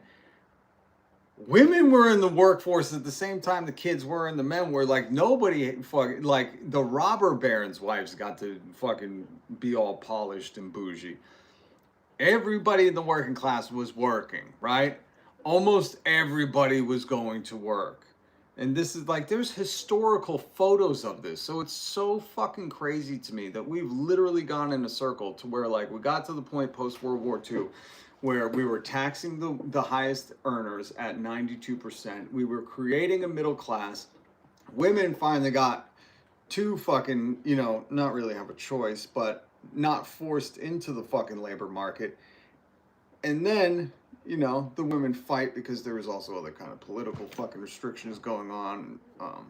They were treated like second-class citizens, and there was a whole cultural campaign to fucking keep them as housewives. And, you know, I don't understand how America could call themselves the land of the free when they've been against women and minorities forever. But anyways, women come back into the fucking workforce, right? And immediately it's used as a political chess piece to say, well, this is why, look at all these immigrants, look at these women, this is why they ruin it. I mean, if you just listen to who's telling you these stories, you know, when they start saying immigrants and women, it's usually a white guy standing there, right? It's usually an older, wealthier, generational wealth kind of white guy. So just keep that in mind when these older, generational, wealthy white men are telling you who the issue are, you know, really keep that in mind. And now we're at the point, right, where women still aren't paid equal to men. Their bodies are still being restricted. Fucking, it's so crazy that you could go to different states and women's bodies have different laws on them. You know, imagine, man, just imagine for 1 second going to a different state and you can't do something with your own body. Like, it's so fucking crazy when you just really think of it in like the most common, basic fucking way. And there are people out there that are ignoring the history of America and all that women fucking fought for without a say or a vote, never even going into women's suffrage. And that there are really, I forget what the clip, I don't know if it was Asmongold, it's just all of these right-wing streamer twats that sell online universities or grift fucking websites or whatever. They're all looking for a fucking target, not realizing that they are it, man.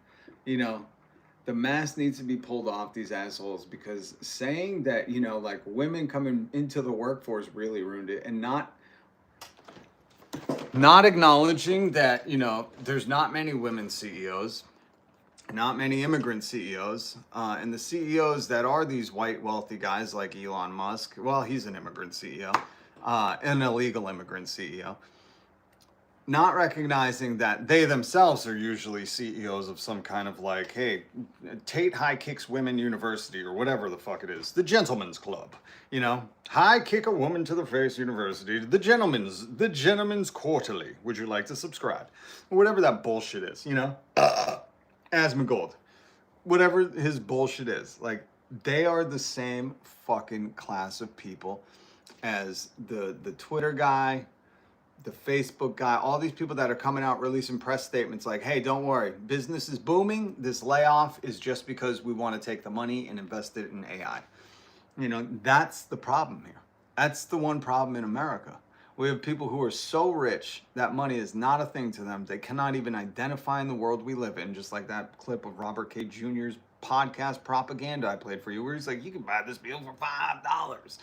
And the news was like, we're going to go out and try to do that. No, it was not $5. And the total that you gave us, $19.10, was bullshit. It was $70 at the store, which is a huge difference.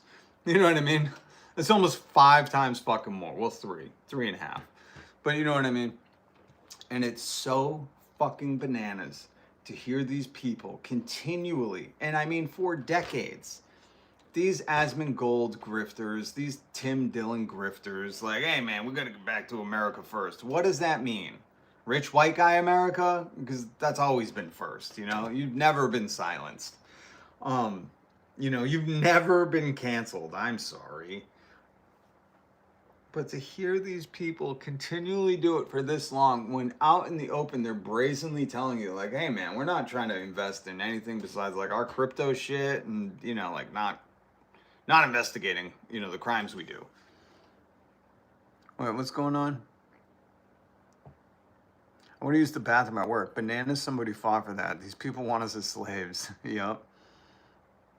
It's insane.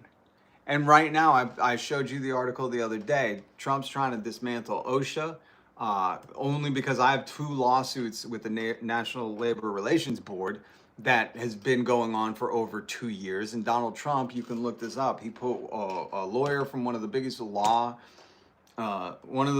firms for union busting. He put her in head of the NLRB, the National Labor Relations Board, which is what FDR started, which was huge for workers' rights and ways for workers to utilize our government to fight back against these corporations when they have broken the law. And these companies have broken the law. They've asked me to commit illegal things, and I refused, and they should be held accountable.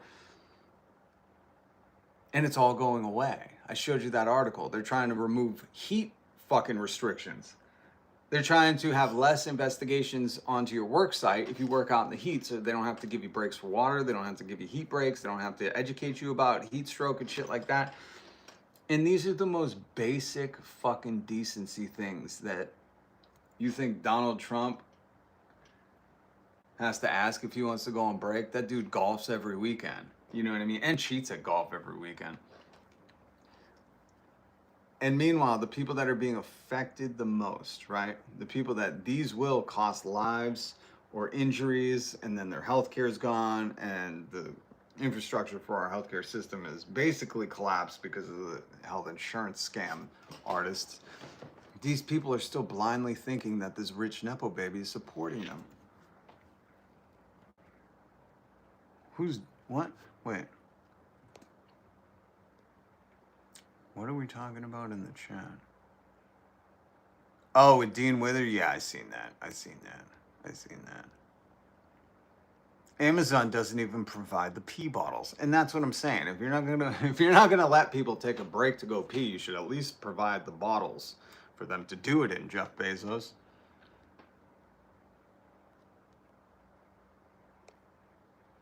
Crush Dice here. Shout out to the real ones. Keep grinding. We are Crush. We are still grinding. Crush long time. Crush long time. Good to see you, homie. How you been? How's the Dirty Jers? Dirty Jers. Yo, I was in Dirty Jers just a few weeks ago. Man, Dirty Jersey. Oh.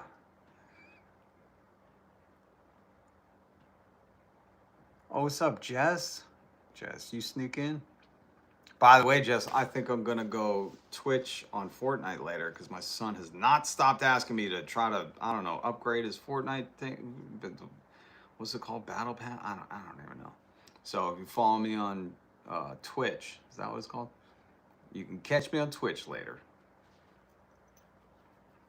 So good to see you, Crush. And thank you. I'm supported by viewers like Crush. Thank you for the $9.99 super chat. Maga's the traitorous swamp. They are, CJ. It's flooding over here today. Oh, we just started to get some rain, so I'm guessing it's coming to hit us. Oh, really? Yeah, I seen the rest of the week it's supposed to rain.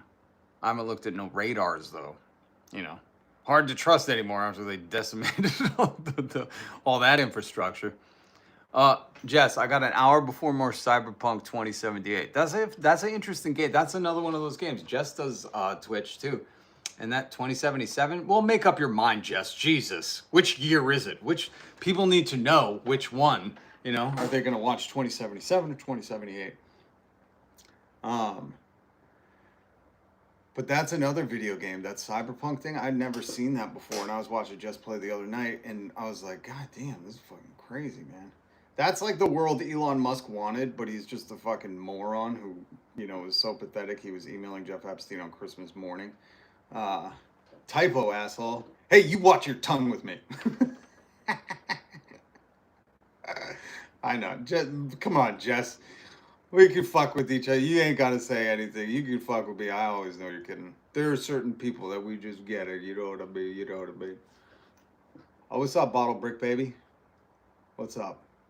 Crush Dice. Welcome to the John Brown Vanguard. Oh, yeah, that's right. We're going to do Members Only Live this weekend. Members Only Live this weekend. Ooh, I got to put some more memes up on there. I just need some time to do some more shit. God damn, please share this, clip it. I need to somehow figure out how I can do this more. This is all I want to do. I want to have a better setup where I can play stuff for you guys. I want to get this shit fucking popping. But you know what? It's so hard, man. Like, I'm exhausted. Getting up at fucking 4 in the morning after going to sleep at 1, you're like, ugh. And then you can't sleep because you drink too much caffeine, you know? I do 7 days a week streaming. Well, Rick Scott says you should at least be doing 7 days. Jess, you should put in your banner 8 days a week. Streaming 8 days a week. Funnel clouds are scary but fun to watch. Fuck, I don't want to see a funnel cloud. Nope. No thanks. No thanks. Lightning though. Lightning is enticing. And my brother keeps being like, dude, you gotta, when you see that shit, you gotta get away. And I'm like, I just want to film it. It's terrible. Hope to fuck it gets fixed soon. I'm missing some of the comments now. I'm very sorry. There's no FEMA. Yeah, there's no, and this was the whole plan. That's why when I have to play these Tim Dillon clips, when he's like, we were tricked, guys. It's like, no, you weren't. Listen to Donald Trump in 2016, you know, saying all this stuff out his ass. But here's the thing. Shout out to the motherfucking chat. Oh, Crush, you bring the energy, Crush. You gotta stop by more. You gotta stop by. Gary is without power. Who's Gary? Do we know Gary? Man, I can't believe Gary is powered down, everybody. I don't know if you know Gary, but that guy is powered down. Gary, Indiana is without power. Okay, never mind. I figured you were saying Gary, Indiana. Gary, Indiana is without power. Hey, we do alerts here, so you know, you let me know who's without power, and I'll shout them out. They're not going to hear it, but maybe if you're next to Gary, you could go over and be like, hey. There were insurance companies who hired paid firefighters to protect homes. You don't pay, they don't protect your home. Yeah, where was that? I remember that. They were hiring private firefight. Was that in California during the wildfires? Because CJ, when I was reading that story, that's why I always joke with MAGA that comes in here, and they're like, oh man, you trust socially, you trust the government? I'm like, dude, do you want a fire department that is subscription based only? You know when they shut off your electricity because you're 3 months behind, and they have the decency to let you go 3 months behind? Would you like a fire department when you do have that tragedy to be like, looks like your Prime Fire putting out subscription ran out last month. I don't know what to tell you. Good luck. You know? Like, that's where we're headed. That's what Donald Trump is doing. Over a week, no power? What the fuck happened there, Smoking Blondie? Lots of poor people live there. Yeah, that's usually what it is. What happened? Was it a storm?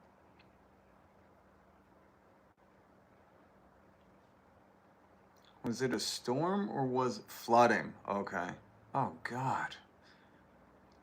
Oh, God. Flooding? Ugh. See, I don't watch the news. I get all my shit clipped. And I don't really pay attention to too much weather stuff. But that also coincided when Trump took office, and I forget, what did he do? He like defunded the whole weather network, and I was like, oh, this is going to be bad for people, you know? But again, they're not going to, if the whole network, like, because that's how it works. You know, we're a big community here in America. I know you think you live in a separate state, but you're touching another one, and we're ultimately all one big country. And those storms don't respect imaginary lines called borders. So, you know, there's a ripple effect. And I remember when Donald Trump cut all that funding to whatever the fuck it was. Not just FEMA, but like the National Weather Service, and there was a couple other things. I was like, oh, this could be bad. This is going to be bad. And unless it's like a national tragedy story, it's not going to get the coverage it deserves. Apparently Joe Rogan was valuable enough for us to give his parents welfare. Yeah, I know, CJ. He talks about that a lot. I'm like, what a dipshit. How could you be like, I made it here because of welfare, but, you know, those poor people aren't working hard enough. Thorne, Trump changed the way of a hurricane with a Sharpie. Donald Trump did that. This is what I mean. This is the shit. Like when you think of past presidents, right? Whether it was that absolute Star Wars ripoff Reagan, tear down that wall, or Abe Lincoln, 7 years ago, whatever, or to Jefferson and Hamilton and all the, the Adamses and all the writings and documentation that we have of them. And then when you think of Donald Trump and like the clips that will have the photos that will be in history books, they'll be like, we had this guy who thought he was a genius and he was like, no, the hurricane's not going to go this way. I'm going to redirect it with a Sharpie. Like this shit is if there's, a future to have a history, like this shit's going in history books. It has to, because it's too funny. This is such a tragic, a comedic tragedy lesson, because if you can dissociate from reality for a little bit, if you could just dissociate from your humanity for just a split moment and just look at this from the outside, and realize like what buffoonery is happening in front of us, it's almost like we owe it to our great grand cyborgs. We owe it to the AI grandkids to at least document and put all this shit in, like, I don't know, their books will probably just be all memes, there will be no reading, it will just be memes. God damn it. Oh, I'm so mad. Make your kids read, please, if you have kids. I have to I swear we had The Outsiders. My daughter has to read The Outsiders. Just make your kids read. But we owe it to the kids to like put this shit on full display. A big meme of Tim Dillon being like, we got tricked. And then they were like, this is the guy who tricked them. And then it shows an image of Donald Trump rerouting a hurricane with a Sharpie. And people are like, what the fuck was going on in 2026, man? These people that were very popular and considered like the podcast philosophers and prophets were tricked by a guy who redirected a hurricane with a Sharpie? Are you kidding? Are you kidding? It was all done for money, right? Yeah, smoking. Wait until that big, beautiful obituary. Everyone's going to be like, oh, man, I hated him. Oh, definitely documenting for my granddaughters. There we go. That's what you need to do. We need to be scrapbooking this shit. That's what I should do. I wish I had a printer. Because I would like to just print all these images of the complete buffoonery going on and just make my own book. Maybe that would be a great seller. If I was like Tim Dillon and drew a big Sharpie arrow to Donald Trump doing a Sharpie with the hurricane, it'd be like Tim Dillon tricked by this guy. And I could just scrapbook the whole thing. That's a fucking good idea. I could sell them on Etsy.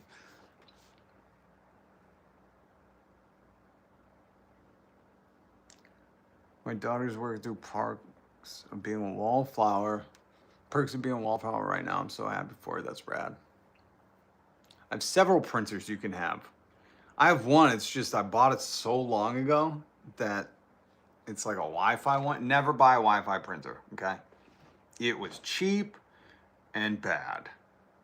It just doesn't work, and I'm just going to throw it in the trash. I really want to take it out back and office space it because this thing has been the bane of my existence. But it's never worked. I think it worked for like 3 days. And then every time it's like, no signal. Nope, sorry. Oh, man. And that's the thing. Now you got to buy like an old printer off eBay because everything else is like subscription based. They're like, we see you printed 10 things this month. You're going to have to cough up a subscription to print 10 more. Oh, Office Space, a printer is good. Yeah. Crush Dive, share, sub, like, and smash the notification bell. Thank you, Crush. We're just kind of shooting the shit now. He's always got Melania on her Einstein visa. That's wrong. It's not an Einstein visa. It's an Epstein visa. The EB1 is the Epstein Buddy 1 visa. Number one buddy of Epstein. Listen, if they can do alternative truths, we can too, CJ. Break out the old dot matrix printer. Is that the one that goes gzzz, gzzz, gzzz? I remember those. Printers only work on 2.4. Oh yeah, I think I knew that too. The gigahertz. Yeah, but I swear to God, I've done it all. I've done it all. I've gone deep into the bowels of the internet to like research this shit, and the thing just sucks. It sucks. Oh my God. I don't even want to talk about this stupid printer. I'll fucking kick it in the face. Oh, here, I want to play this for you. China's getting in on the action. Okay? They're making fun of us with AI videos. And if you notice, they made the eagle sound like AI Alec Baldwin. All right, so a dove is checking out all these military aircrafts and ships and, you know, all this military stuff. The eagle's at a store to buy military stuff. You see he's holding all the military stuff. Because I can't show you the video unless you hit subscribe and notification bell. And then once we get to a place where I can have a proper setup, my God, I've been doing this for so long. What is going on, YouTube? You know, throw a dog a bone. Hassan, I was in Hassan's chat earlier. And I was like, yo, would you shout out another leftist live streamer? I've been at this game for a while, man. And he just ignored me, which I figured. So I was like, you know what? At this point, I'm throwing shit at the wall. I don't give a fuck, man. Put it on the card. Everybody takes it.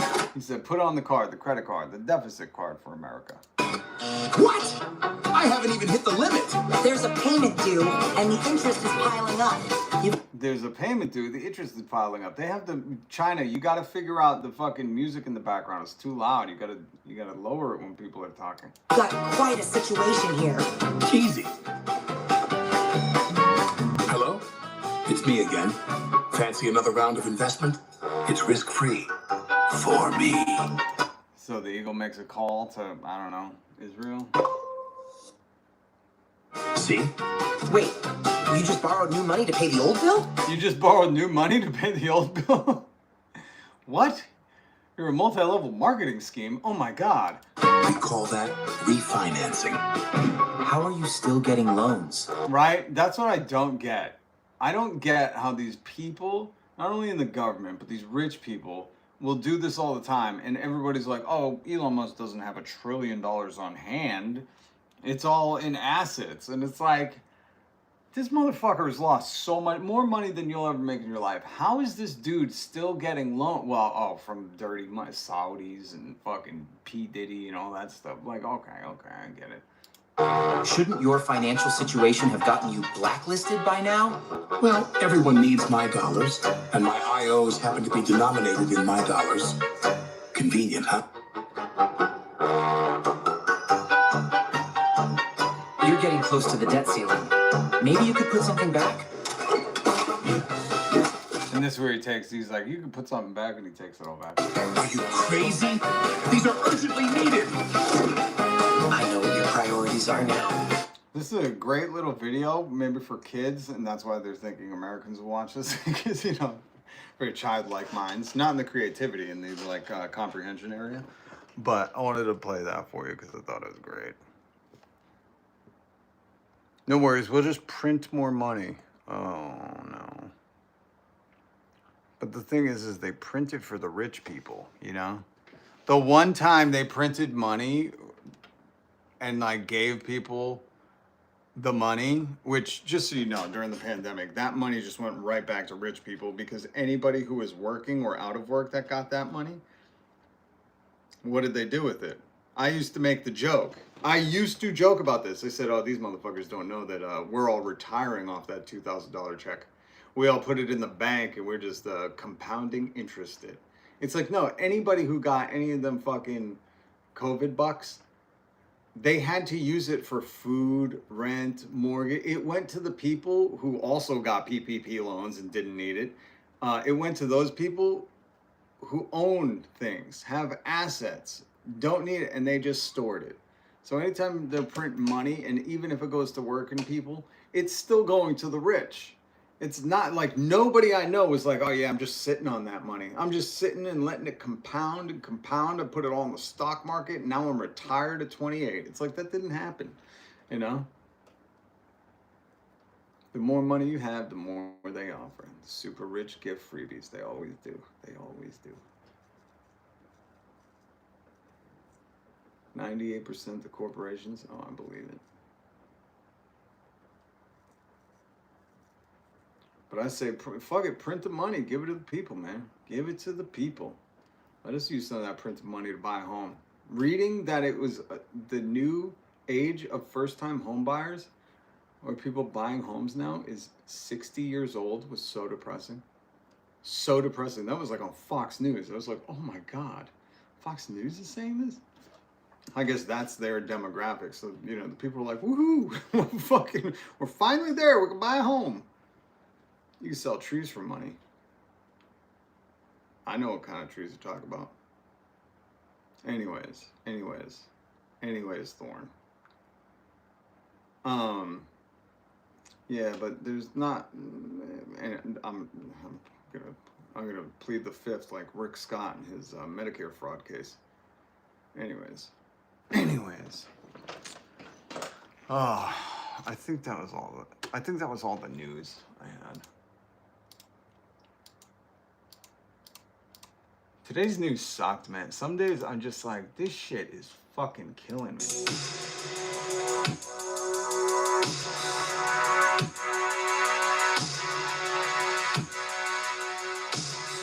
And for all the people, like, no one is buying homes, yeah. We have lower home purchasing than after the housing crisis. That's true. 30% of the entirety of the world's money supply was produced in the past 7 years. Thanks, inflation. Well, and that's the thing. When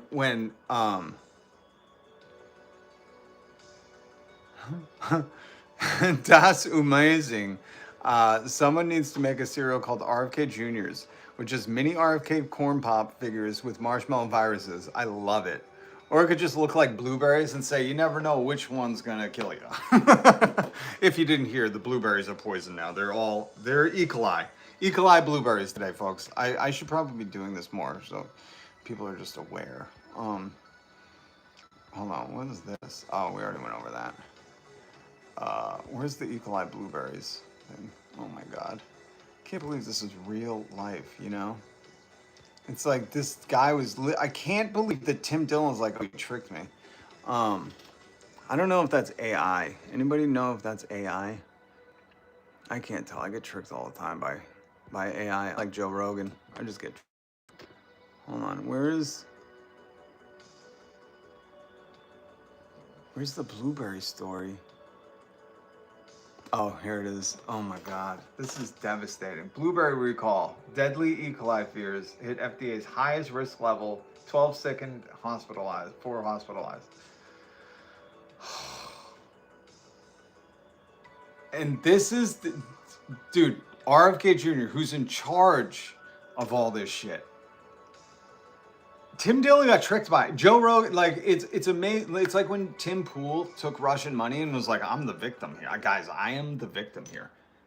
I'm like, how could you like, how do people not only believe that, but after that be like, well, if you were that stupid to take millions of dollars from Russia unknowingly, like, maybe I shouldn't trust you with, like, your opinions. You know, like, that's just, I don't know. That's, like, part of my DNA code. Like, I would be like, you need to do a lot to earn my trust back. Like a lot, you know? And I don't understand how these people are operating where they're like, yeah, Tim Dillon was tricked just like me. And I'm like, you don't see that he made so much money?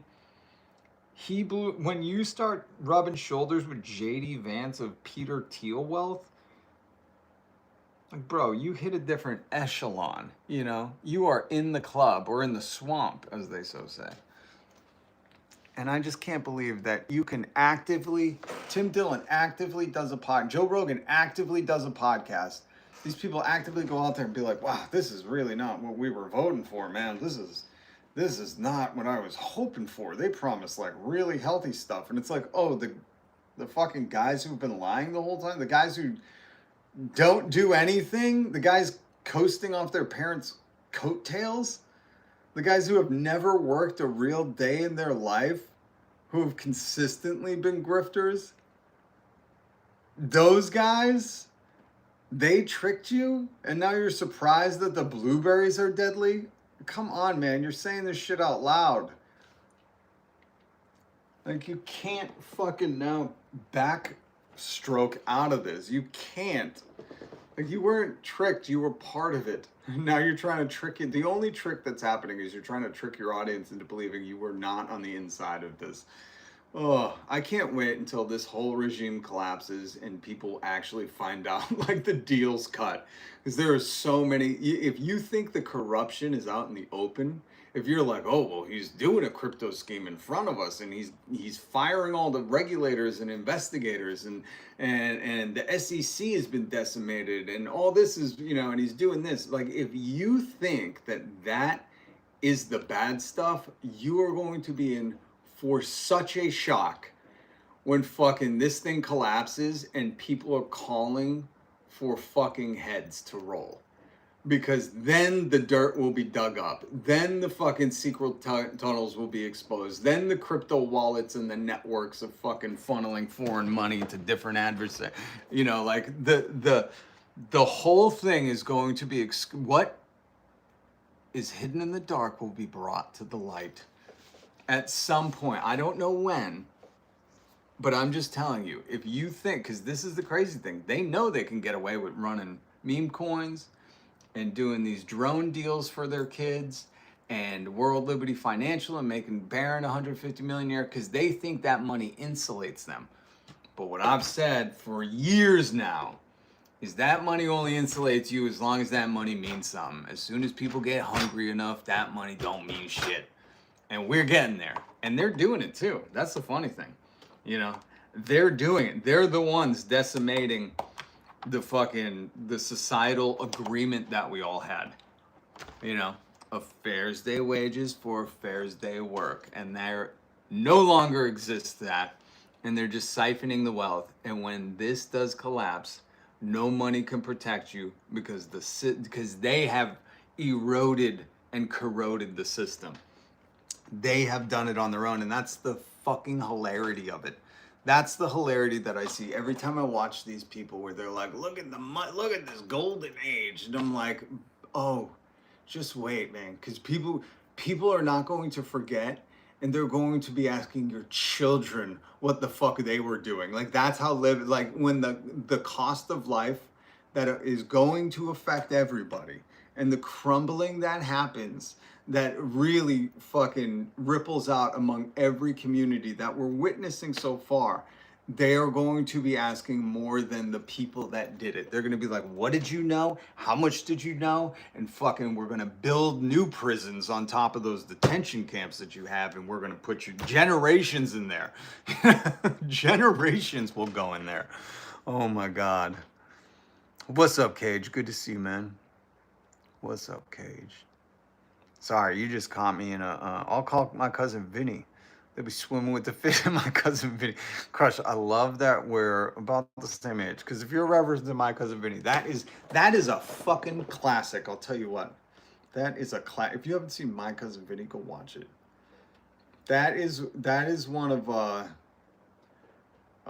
Joe Pesci's best. I mean, Casino's a real good one. I mean, yeah, I don't know. I like My Cousin Vinny because he's such a different character than he plays in every other movie. You know, he's always playing the Joe Pesci character. And My Cousin Vinny's so great. Plus, Marissa Tomei's in it. I've loved Marissa Tomei since day one. Day one. And she could do no wrong. When she died in whatever Spider-Man movie that was, I forget. Oh, it broke my heart. I was like, bring her back. Fuck Robert Downey Jr. Bring Marissa Tomei back. You know, I'm sick of Robert Downey Jr. being everything. Oh, I'm Dr. Doom. I'm Iron Man again. I'll be this guy. I'll be everything. It's like, give it a rest. Let Marissa Tomei be Dr. Doom and Iron Man. Okay? Okay? Sorry. Thank you for the My Cousin Vinny shout out. The Chevy Skylark scene. Yes. That's oh, God damn. We had such cool cars too. We had such fucking we had so many cars with character. I don't care what you say about even the shittiest car, it had more character than all the fucking cars combined right now. Every car looks the same on the road. Every fucking car today is the same shade of beige fucking off blue or whatever it is. You know, it's just a beige off blue, red, fucking tan, gunmetal. It's all the same shit. And they're all rounded turd, half fucking SUV, you know, multi-dynamic fucking car. Like, they're all the same car. Every car company is like, let's just make an amalgamous blob of one car and just put different fucking logos on it. They all look the shitty same fucking thing. I hate it. I hate it. We used to have really long cars. We had very, very small cars, you know? We had fucking crazy vans. Yo, you can't even get me started with the fucking van. Now every van looks the same. Every van looks the same. Back then, we had vans where, you know, if that pulled up, you did not go near it. Because that door might open and one of the neighborhood kids might disappear forever. You know what I mean? Like, they made movies about it. Silence of the Lamb, a great van movie. Anyways, you guys got me way the fuck off topic, and now I'm just ranting. We had the Pinto. Yeah, I mean, it was good for, you know, looks, not driving. Not driving. But still, the Pinto is more unique looking than, like, you know, the Cybertruck. And the Cybertruck is just the new Pinto, the Cyber Pinto. Everything a large block. We called the long ones boats. That is true. That is true. We had cars we called boats, and they drove like a fucking sea vessel. Hot damn. Man. Hot damn, did we have unique... Fuck, man. And now if you try to find one of those, they're like $40,000, you know? Like, you cannot buy a car from the 90s. And it's so crazy, because I remember in 2000, what the fuck was it? 2005, I bought, what was it? A Dodge something for $1,000 cash. $1,000 cash. And I drove that thing into the ground. I don't even know what happened to that thing. What happened to that car? I don't even remember what happened to that car. I remember at one point I kept driving that thing and the window wouldn't go up and my door handle fell off and I would climb in. My cousin came to visit me and he goes, "What are you, the fucking Dukes of Hazzard?" Because I would jump in through the window on the driver's side. And I was like, yo, for $1,000 I'm getting my money's worth. And it was fucking worth it. Cash for clunkers. Oh my God. I think I used that once. I forget what I did with mine.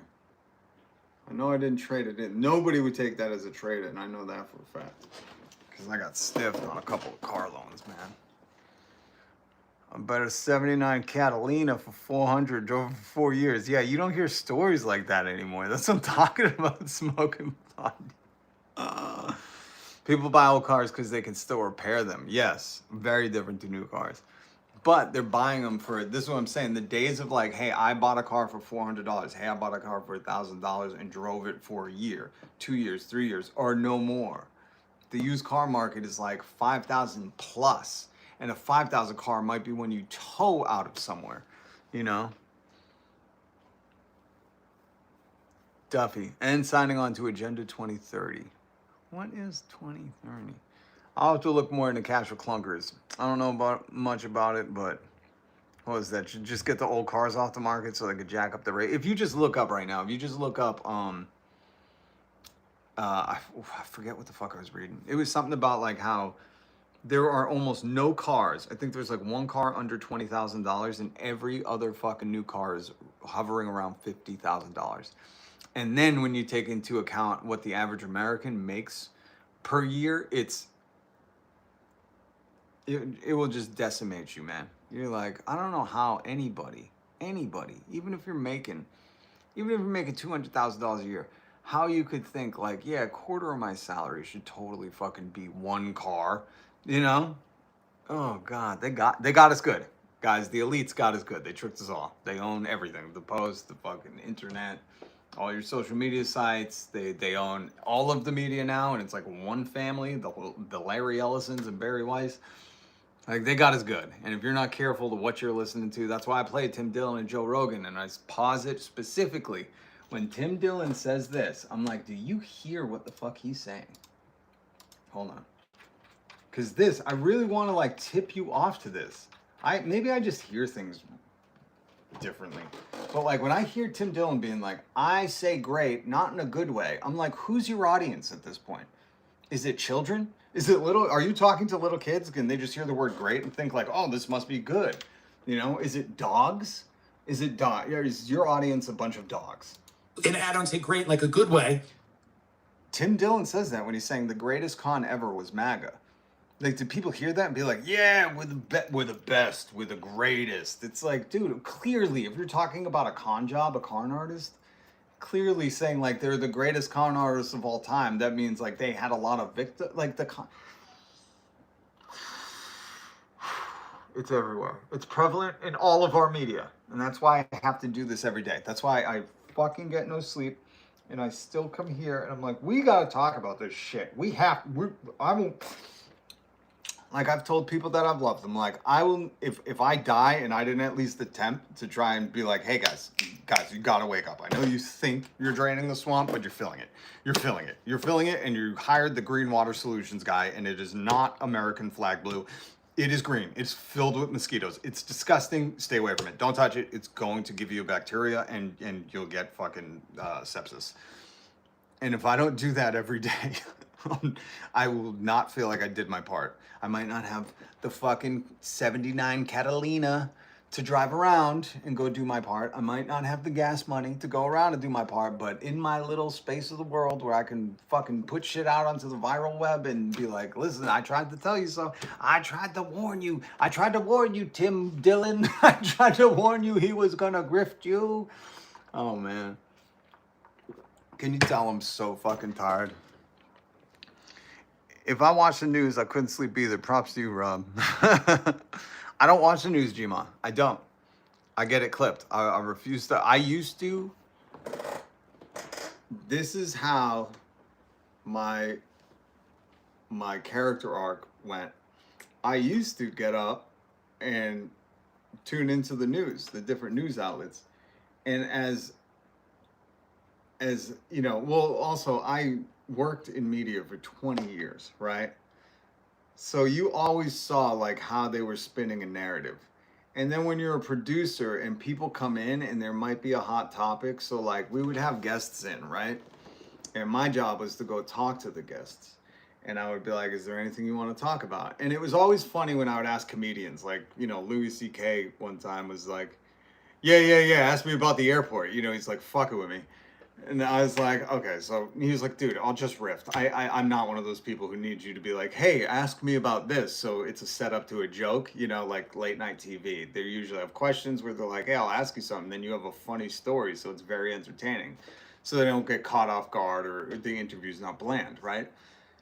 And when you do that and there's somebody coming in with like one time Scott Weiland. So before Scott Weiland died, I forget if he had overdosed. There was something crazy that had happened with Scott Weiland, right?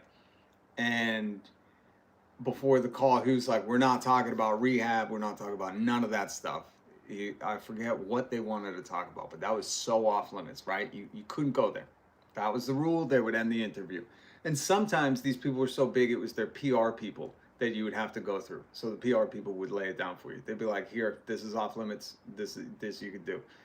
And when you start to realize that it's very shaped, you know, like you're not going to be allowed to hear the real stuff. You're not going to be allowed to hear this is totally fucking concocted stuff that the narrative is spun in a certain way. So it's fed to you the way whoever wants it to be fed. And then once you get into watching the news enough and hearing things just a little bit different, or hearing little things, you know, that's why sometimes I'm like, maybe I am crazy. Maybe I'm just fucking nuts. I don't know. You know, maybe I hear Tim Pool say, I'm not saying greatest con in a good, I don't mean great in a good way. And I'm like, who's thinking that? Who? Like, I'll be sitting here being like, am I fucking nuts, or do you hear this too? Like, who is thinking like, oh, this is the greatest con ever? We're like happy? We're happy that we're getting conned?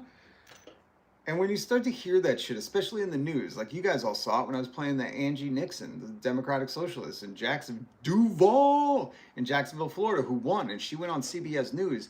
And CBS News, now run by Barry Weiss, the great Zionist, and she was placed there by the Ellisons. And you know that their whole operation has changed.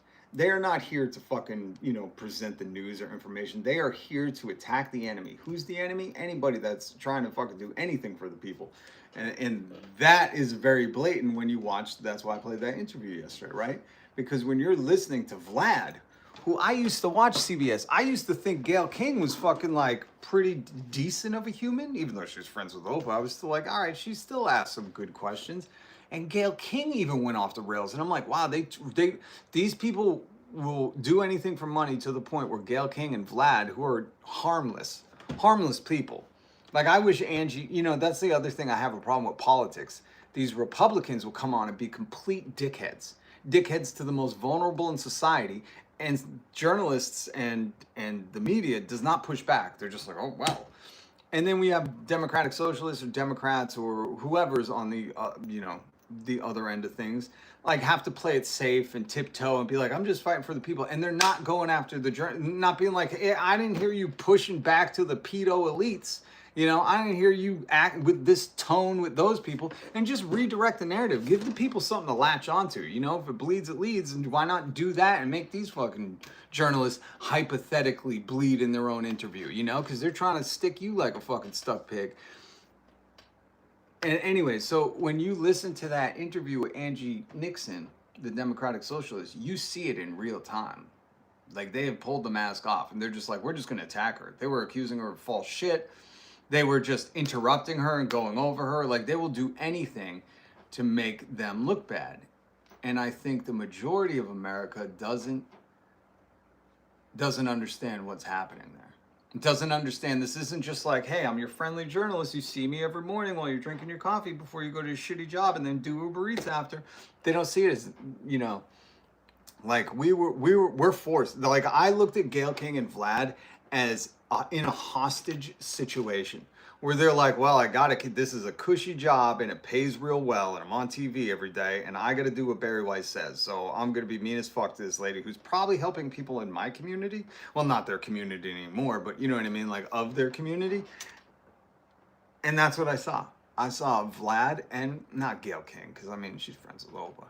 And Oprah fucking owns all of fucking Hawaii and then was asking people to donate to the fires. I'm like, I don't know, just give the Hawaiians their land back, Oprah. There's a solution. We don't have to pay anything. You just give them their land back. They were there way before you. Fuck you, Oprah. And The Rock. But again, we live in America where The Rock has a section at Target where he's selling shampoo. And on the fucking billboard, he's like, if I had hair, my hair would love it. And I'm like, how dumb are we? You're buying shampoo from a bald guy? You understand this is the ultimate grift, right? The Rock selling people shampoo. The Rock has never had hair. I don't think he was born with hair, and I don't think he's ever had hair in between. And The Rock is fucking selling people shampoo? Are you fucking kidding me? The guy who's known for his bald head? That's like Vin Diesel. When are you launching a fucking conditioner line? Ugh. The only demographic watching TV news is 75 plus.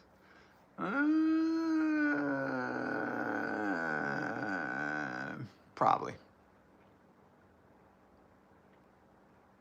Yeah, Cassidy. He's another one. Cassidy went on TV right after he voted for Blanche. He was like, well, man, I did the best I could. And it's like, no, you didn't.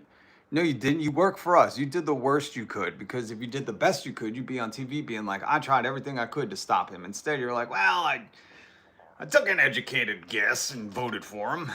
And it's like, come on, man. You're on the payroll. That's all it says. That's all it is. Vin Diesel conditioner, not shampoo. He needs to do the conditioner. Fast and hairless. Holy shit. See, and this is the worst thing, Diesel, about that is people would buy that. There would be people lining up. If you said it was a limited edition release of Vin Diesel's hair conditioner, fast and hairless, people would fucking line up like it was goddamn Pokemon cards. They would. They just would. Because they would be like, you know what, it's just a little escape from my life, and I got to go back to Uber Eating after this, and then I got to get up in the mornings, my other job, and like, this is just my little escape. My little time in getting this limited edition shampoo where I can go in the shower and just wash and condition my hair with Vin Diesel, who's always been fucking hairless, his conditioner.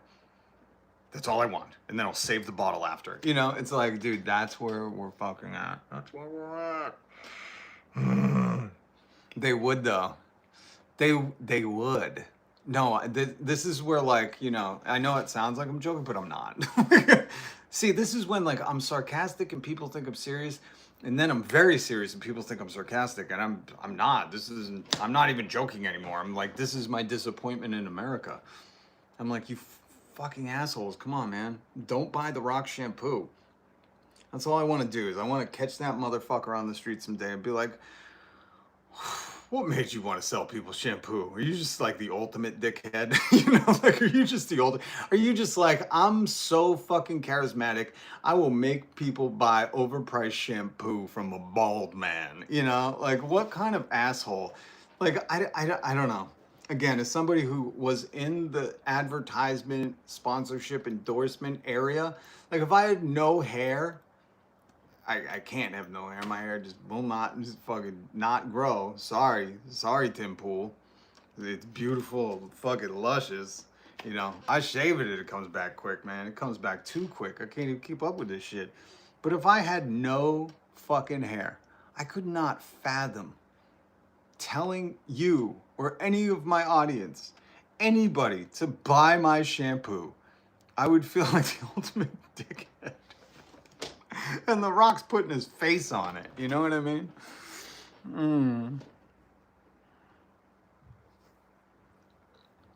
People with money will buy the shampoo. Gma, that's not even true. People with money won't buy the shampoo. They'll do buy now, pay later.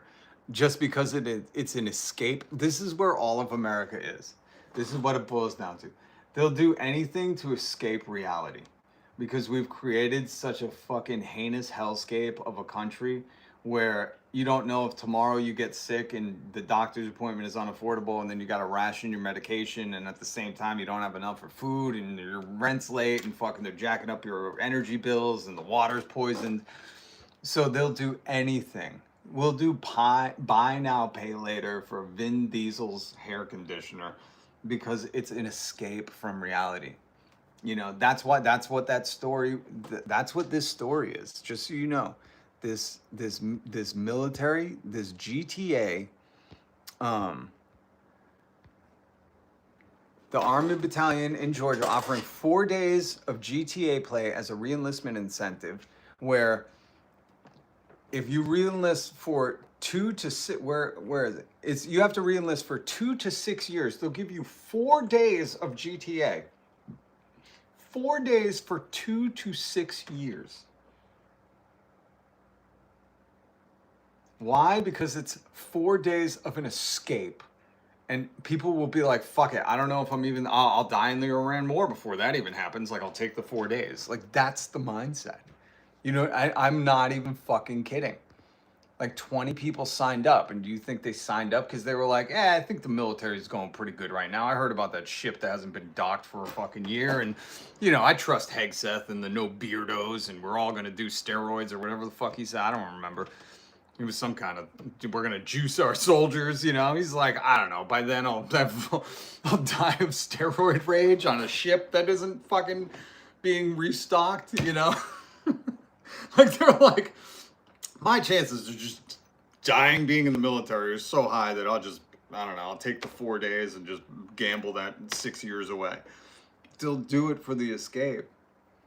This is everything. This is the capitalism of America. Do you want a great escape from that shitty job that we're not paying you enough at, that you never buy a home and you can't afford the food? Do you want the little escape? Why do you think there's a drug epidemic in America? Do you know who turns to drugs the quickest, the easiest? It's the people who have lost hope. They've felt like this is a shit fucking scam of a country and nothing. And that's what happens.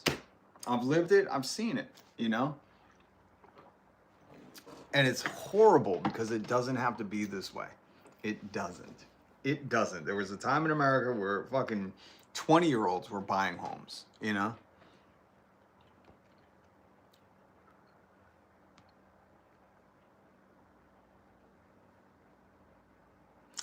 Pascal, if only Africa had more mosquito nets, and every year we could save millions of mosquitoes from dying needlessly of AIDS. I'm going to put you in timeout for a day because you're part of the, you know, let's just say, hopefully, fate deals you a good hand one day, and you know, you get bit by one of them fucking allergy ticks that Bill Gates designed. You know, hopefully something fucking catches you. Oh man, and this is what I'm talking about. You know, these are the people that are like, man, Trump's my president. Alchemy Energy, good to see you, man. My parents bought their first house in their early 20s. Well, yeah, you hear about these stories where it's like, yep, I was a high school teacher, and your mom stayed home and raised you, and we bought a house, and then we got one on the lake, and we took 3 vacations a year. You know, like that was like a thing at one point. I know it seems like a distant memory, but there's still people that are old enough to tell you these stories, and you should listen. Probably bought a house for $18K. Yeah, right? Yeah, please don't say that. Oh. Yep, the average age for the home buyer currently is 60 years old. Parents bought one 26 for 12 grand. Mm-hmm. Oh my God, Alchemy Energy. He was a teacher, now retired. Longer than he worked. That's what I mean. Like, you hear these stories where they're like, I was a simple teacher with summers off. We had 2 cars. And we would go down to the lake house every year, and your mom just raised you. And now people are like, you know, women doing 3 jobs and Ubering Eats after fucking work is really ruining the economy. And it's like, what the fuck are you talking about, dude? You want a single earner economy? Pay people enough where one person could stay home.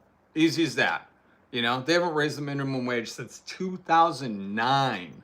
You know, and they're telling us that it's immigrants or women. I'm like, I'm pretty sure it's the government and the corporations that own them. How come they're never getting the finger pointed at them? That's the question everyone should be asking. How come the news is never like, hey man, do we ever think about the people who have all the money and who set the wages? No, probably got to be the people who are doing the work and have no say in what they make. Yeah, that's it. That's it, Kevin O'Leary from Canada.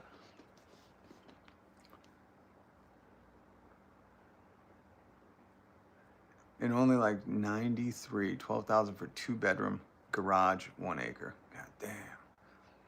Oh, left leaning Lindsay, what's up? Yeah, mine bought land and built a house in their mid-30s. Gma, dad retired at 52, was a welder. It was the benefits and pension that kept him.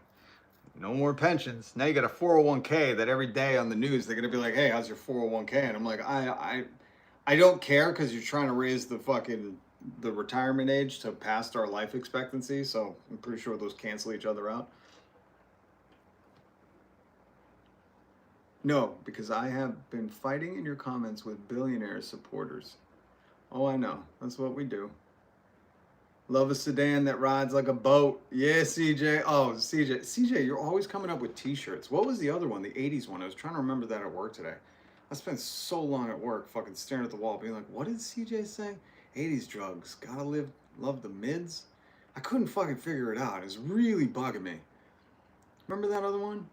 We should just start making t-shirts, man. Love a sedan that rides like a boat. Picture of a fucking old sedan. I have DVDs and CDs, no 401k. Hey, I got a couple of Beanie Babies like Tim Dillon does. Yep, Thorne. Ben Shapiro said people shouldn't retire at all. What's up, Dusty? I'm alive. Thank God. Thank God, Dusty. Oh, man. What time is it? Oh, shit. All right. I got to cook dinner. Crown Vic. Yeah. Oh, that should be in the picture, a Crown Vic. But not like a cop one, you know. Like a one that somebody bought after at like a police auction. So they had like one door still painted differently. You know. Remember those? Remember you see the Crown Vic, you'd be like, oh, fuck. Cop. You'd be like, oh, no, it's just some bozo who's driving around and he wants everyone to think he's a cop.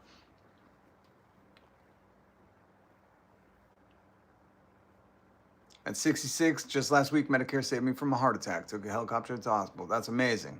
Everyone should have Medicare. That's good to hear, and I'm very grateful that we still have some safety nets in there, you know. Oh my God.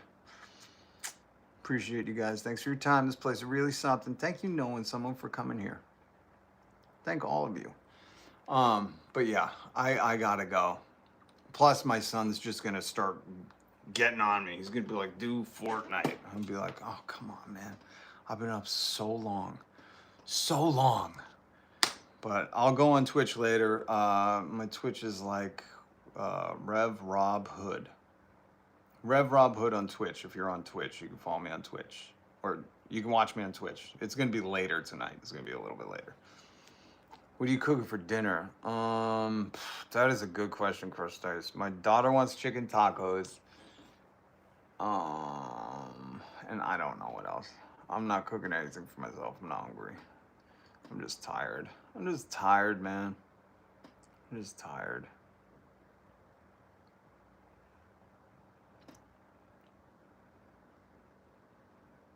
Oh, yeah. See, there's some more flock news I didn't even get to. Jesus loves you. He died for your sins, that if you have faith in him, you'll be saved from hell. Nasira, if that's your real name. Jesus does love everybody, except for the capitalists and the hypocrites, and, you know, the woe to the crowd. The old woe to the crowd. But it's not just have faith in him. In fact, that's where a lot of fucking Americans get this shit wrong. So that's why I say I don't know what your name is really. Nasira, you seem like maybe some dude from the Midwest who, you know, just wants to make it as easy as just have faith in him. But Jesus specifically says, you know, if you do believe in me, you will repent. And in my version of the Bible, the Amplified Bible, they give you the definition of repent of your ways. It means change in how you behave. So once your heart actually goes after Jesus and you do seek him, your actions change. Because we all know that belief plus fucking actions makes faith. That's the equation. You have to believe, but your actions have to align, and that means that you have faith in him. So a lot of people kind of pervert that, you know, and I don't like that, and I stamp it out every time I can. That's a lot of the time why I go to churches. If I go to churches, I'm like, is this motherfucker saying the right stuff? You know, do I need to stand up in here and say something? Because what are they going to do? Kick you out? You know, you could just be like, boo, that's wrong. That's your narrative. Get a better preacher. Don't heckle in church. Leave these things to the professionals. I am a professional heckler. But you have to understand that just not faith in him. The faith means that your actions are aligning with your beliefs, and that means you have faith in him. So as long as you were clear on that, then we're good. Then we're good. Because that has fucked up a lot of people, man. Yeah, Cars for Kids funds Israel.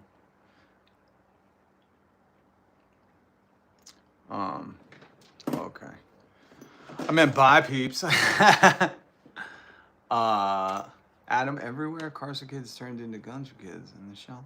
And the settlers. Yeah. Oh. Man, this is down the rabbit hole with Alice. This is fucking... This has taken a weird turn. But sometimes that just happens on these live streams. You know, you never know what you're going to get, and that's why you hit subscribe and you hit the notification bell. Kids for Cannon Fodder, that's a better name for it. That was clever. Faith Without Works is Dead. Thank you, Jessica. Go ask Alice. Yeah, go ask her. That's a great book. I haven't read it, but I need to. Yeah, thank you for that. And thank you, Jesus, for another day doing the YouTube thing. Can you help me go viral, Jesus? My God. Literally. Mm-hmm. People always get mad at me. You can't say that. I go, I started doing that around my kids. I go, oh, Jesus. They'd be like, and then they would do it. And I'd be like, but I'm praying to him. Oh, Jesus. Can you help me with these children? And that's my little out. That's how I get out. Thank you. I do like to joke. Thank you, Brian Zucchini. I wonder how your family got that last name. Viral this man. Do it. Do it. Come on, man. Come on, man. That's all I want. I want to put more time into this. I just got to find that time. And we're going to members this weekend. Keep your, go to your room, Brian. Hey, Brian, your internet time is almost done for the day. Mom's coming down. I appreciate you knowing someone. All right, guys. I totally got to go. I love you. Be kind to each other. We got to keep pushing against this propaganda and this bullshit. So I'll see you tomorrow.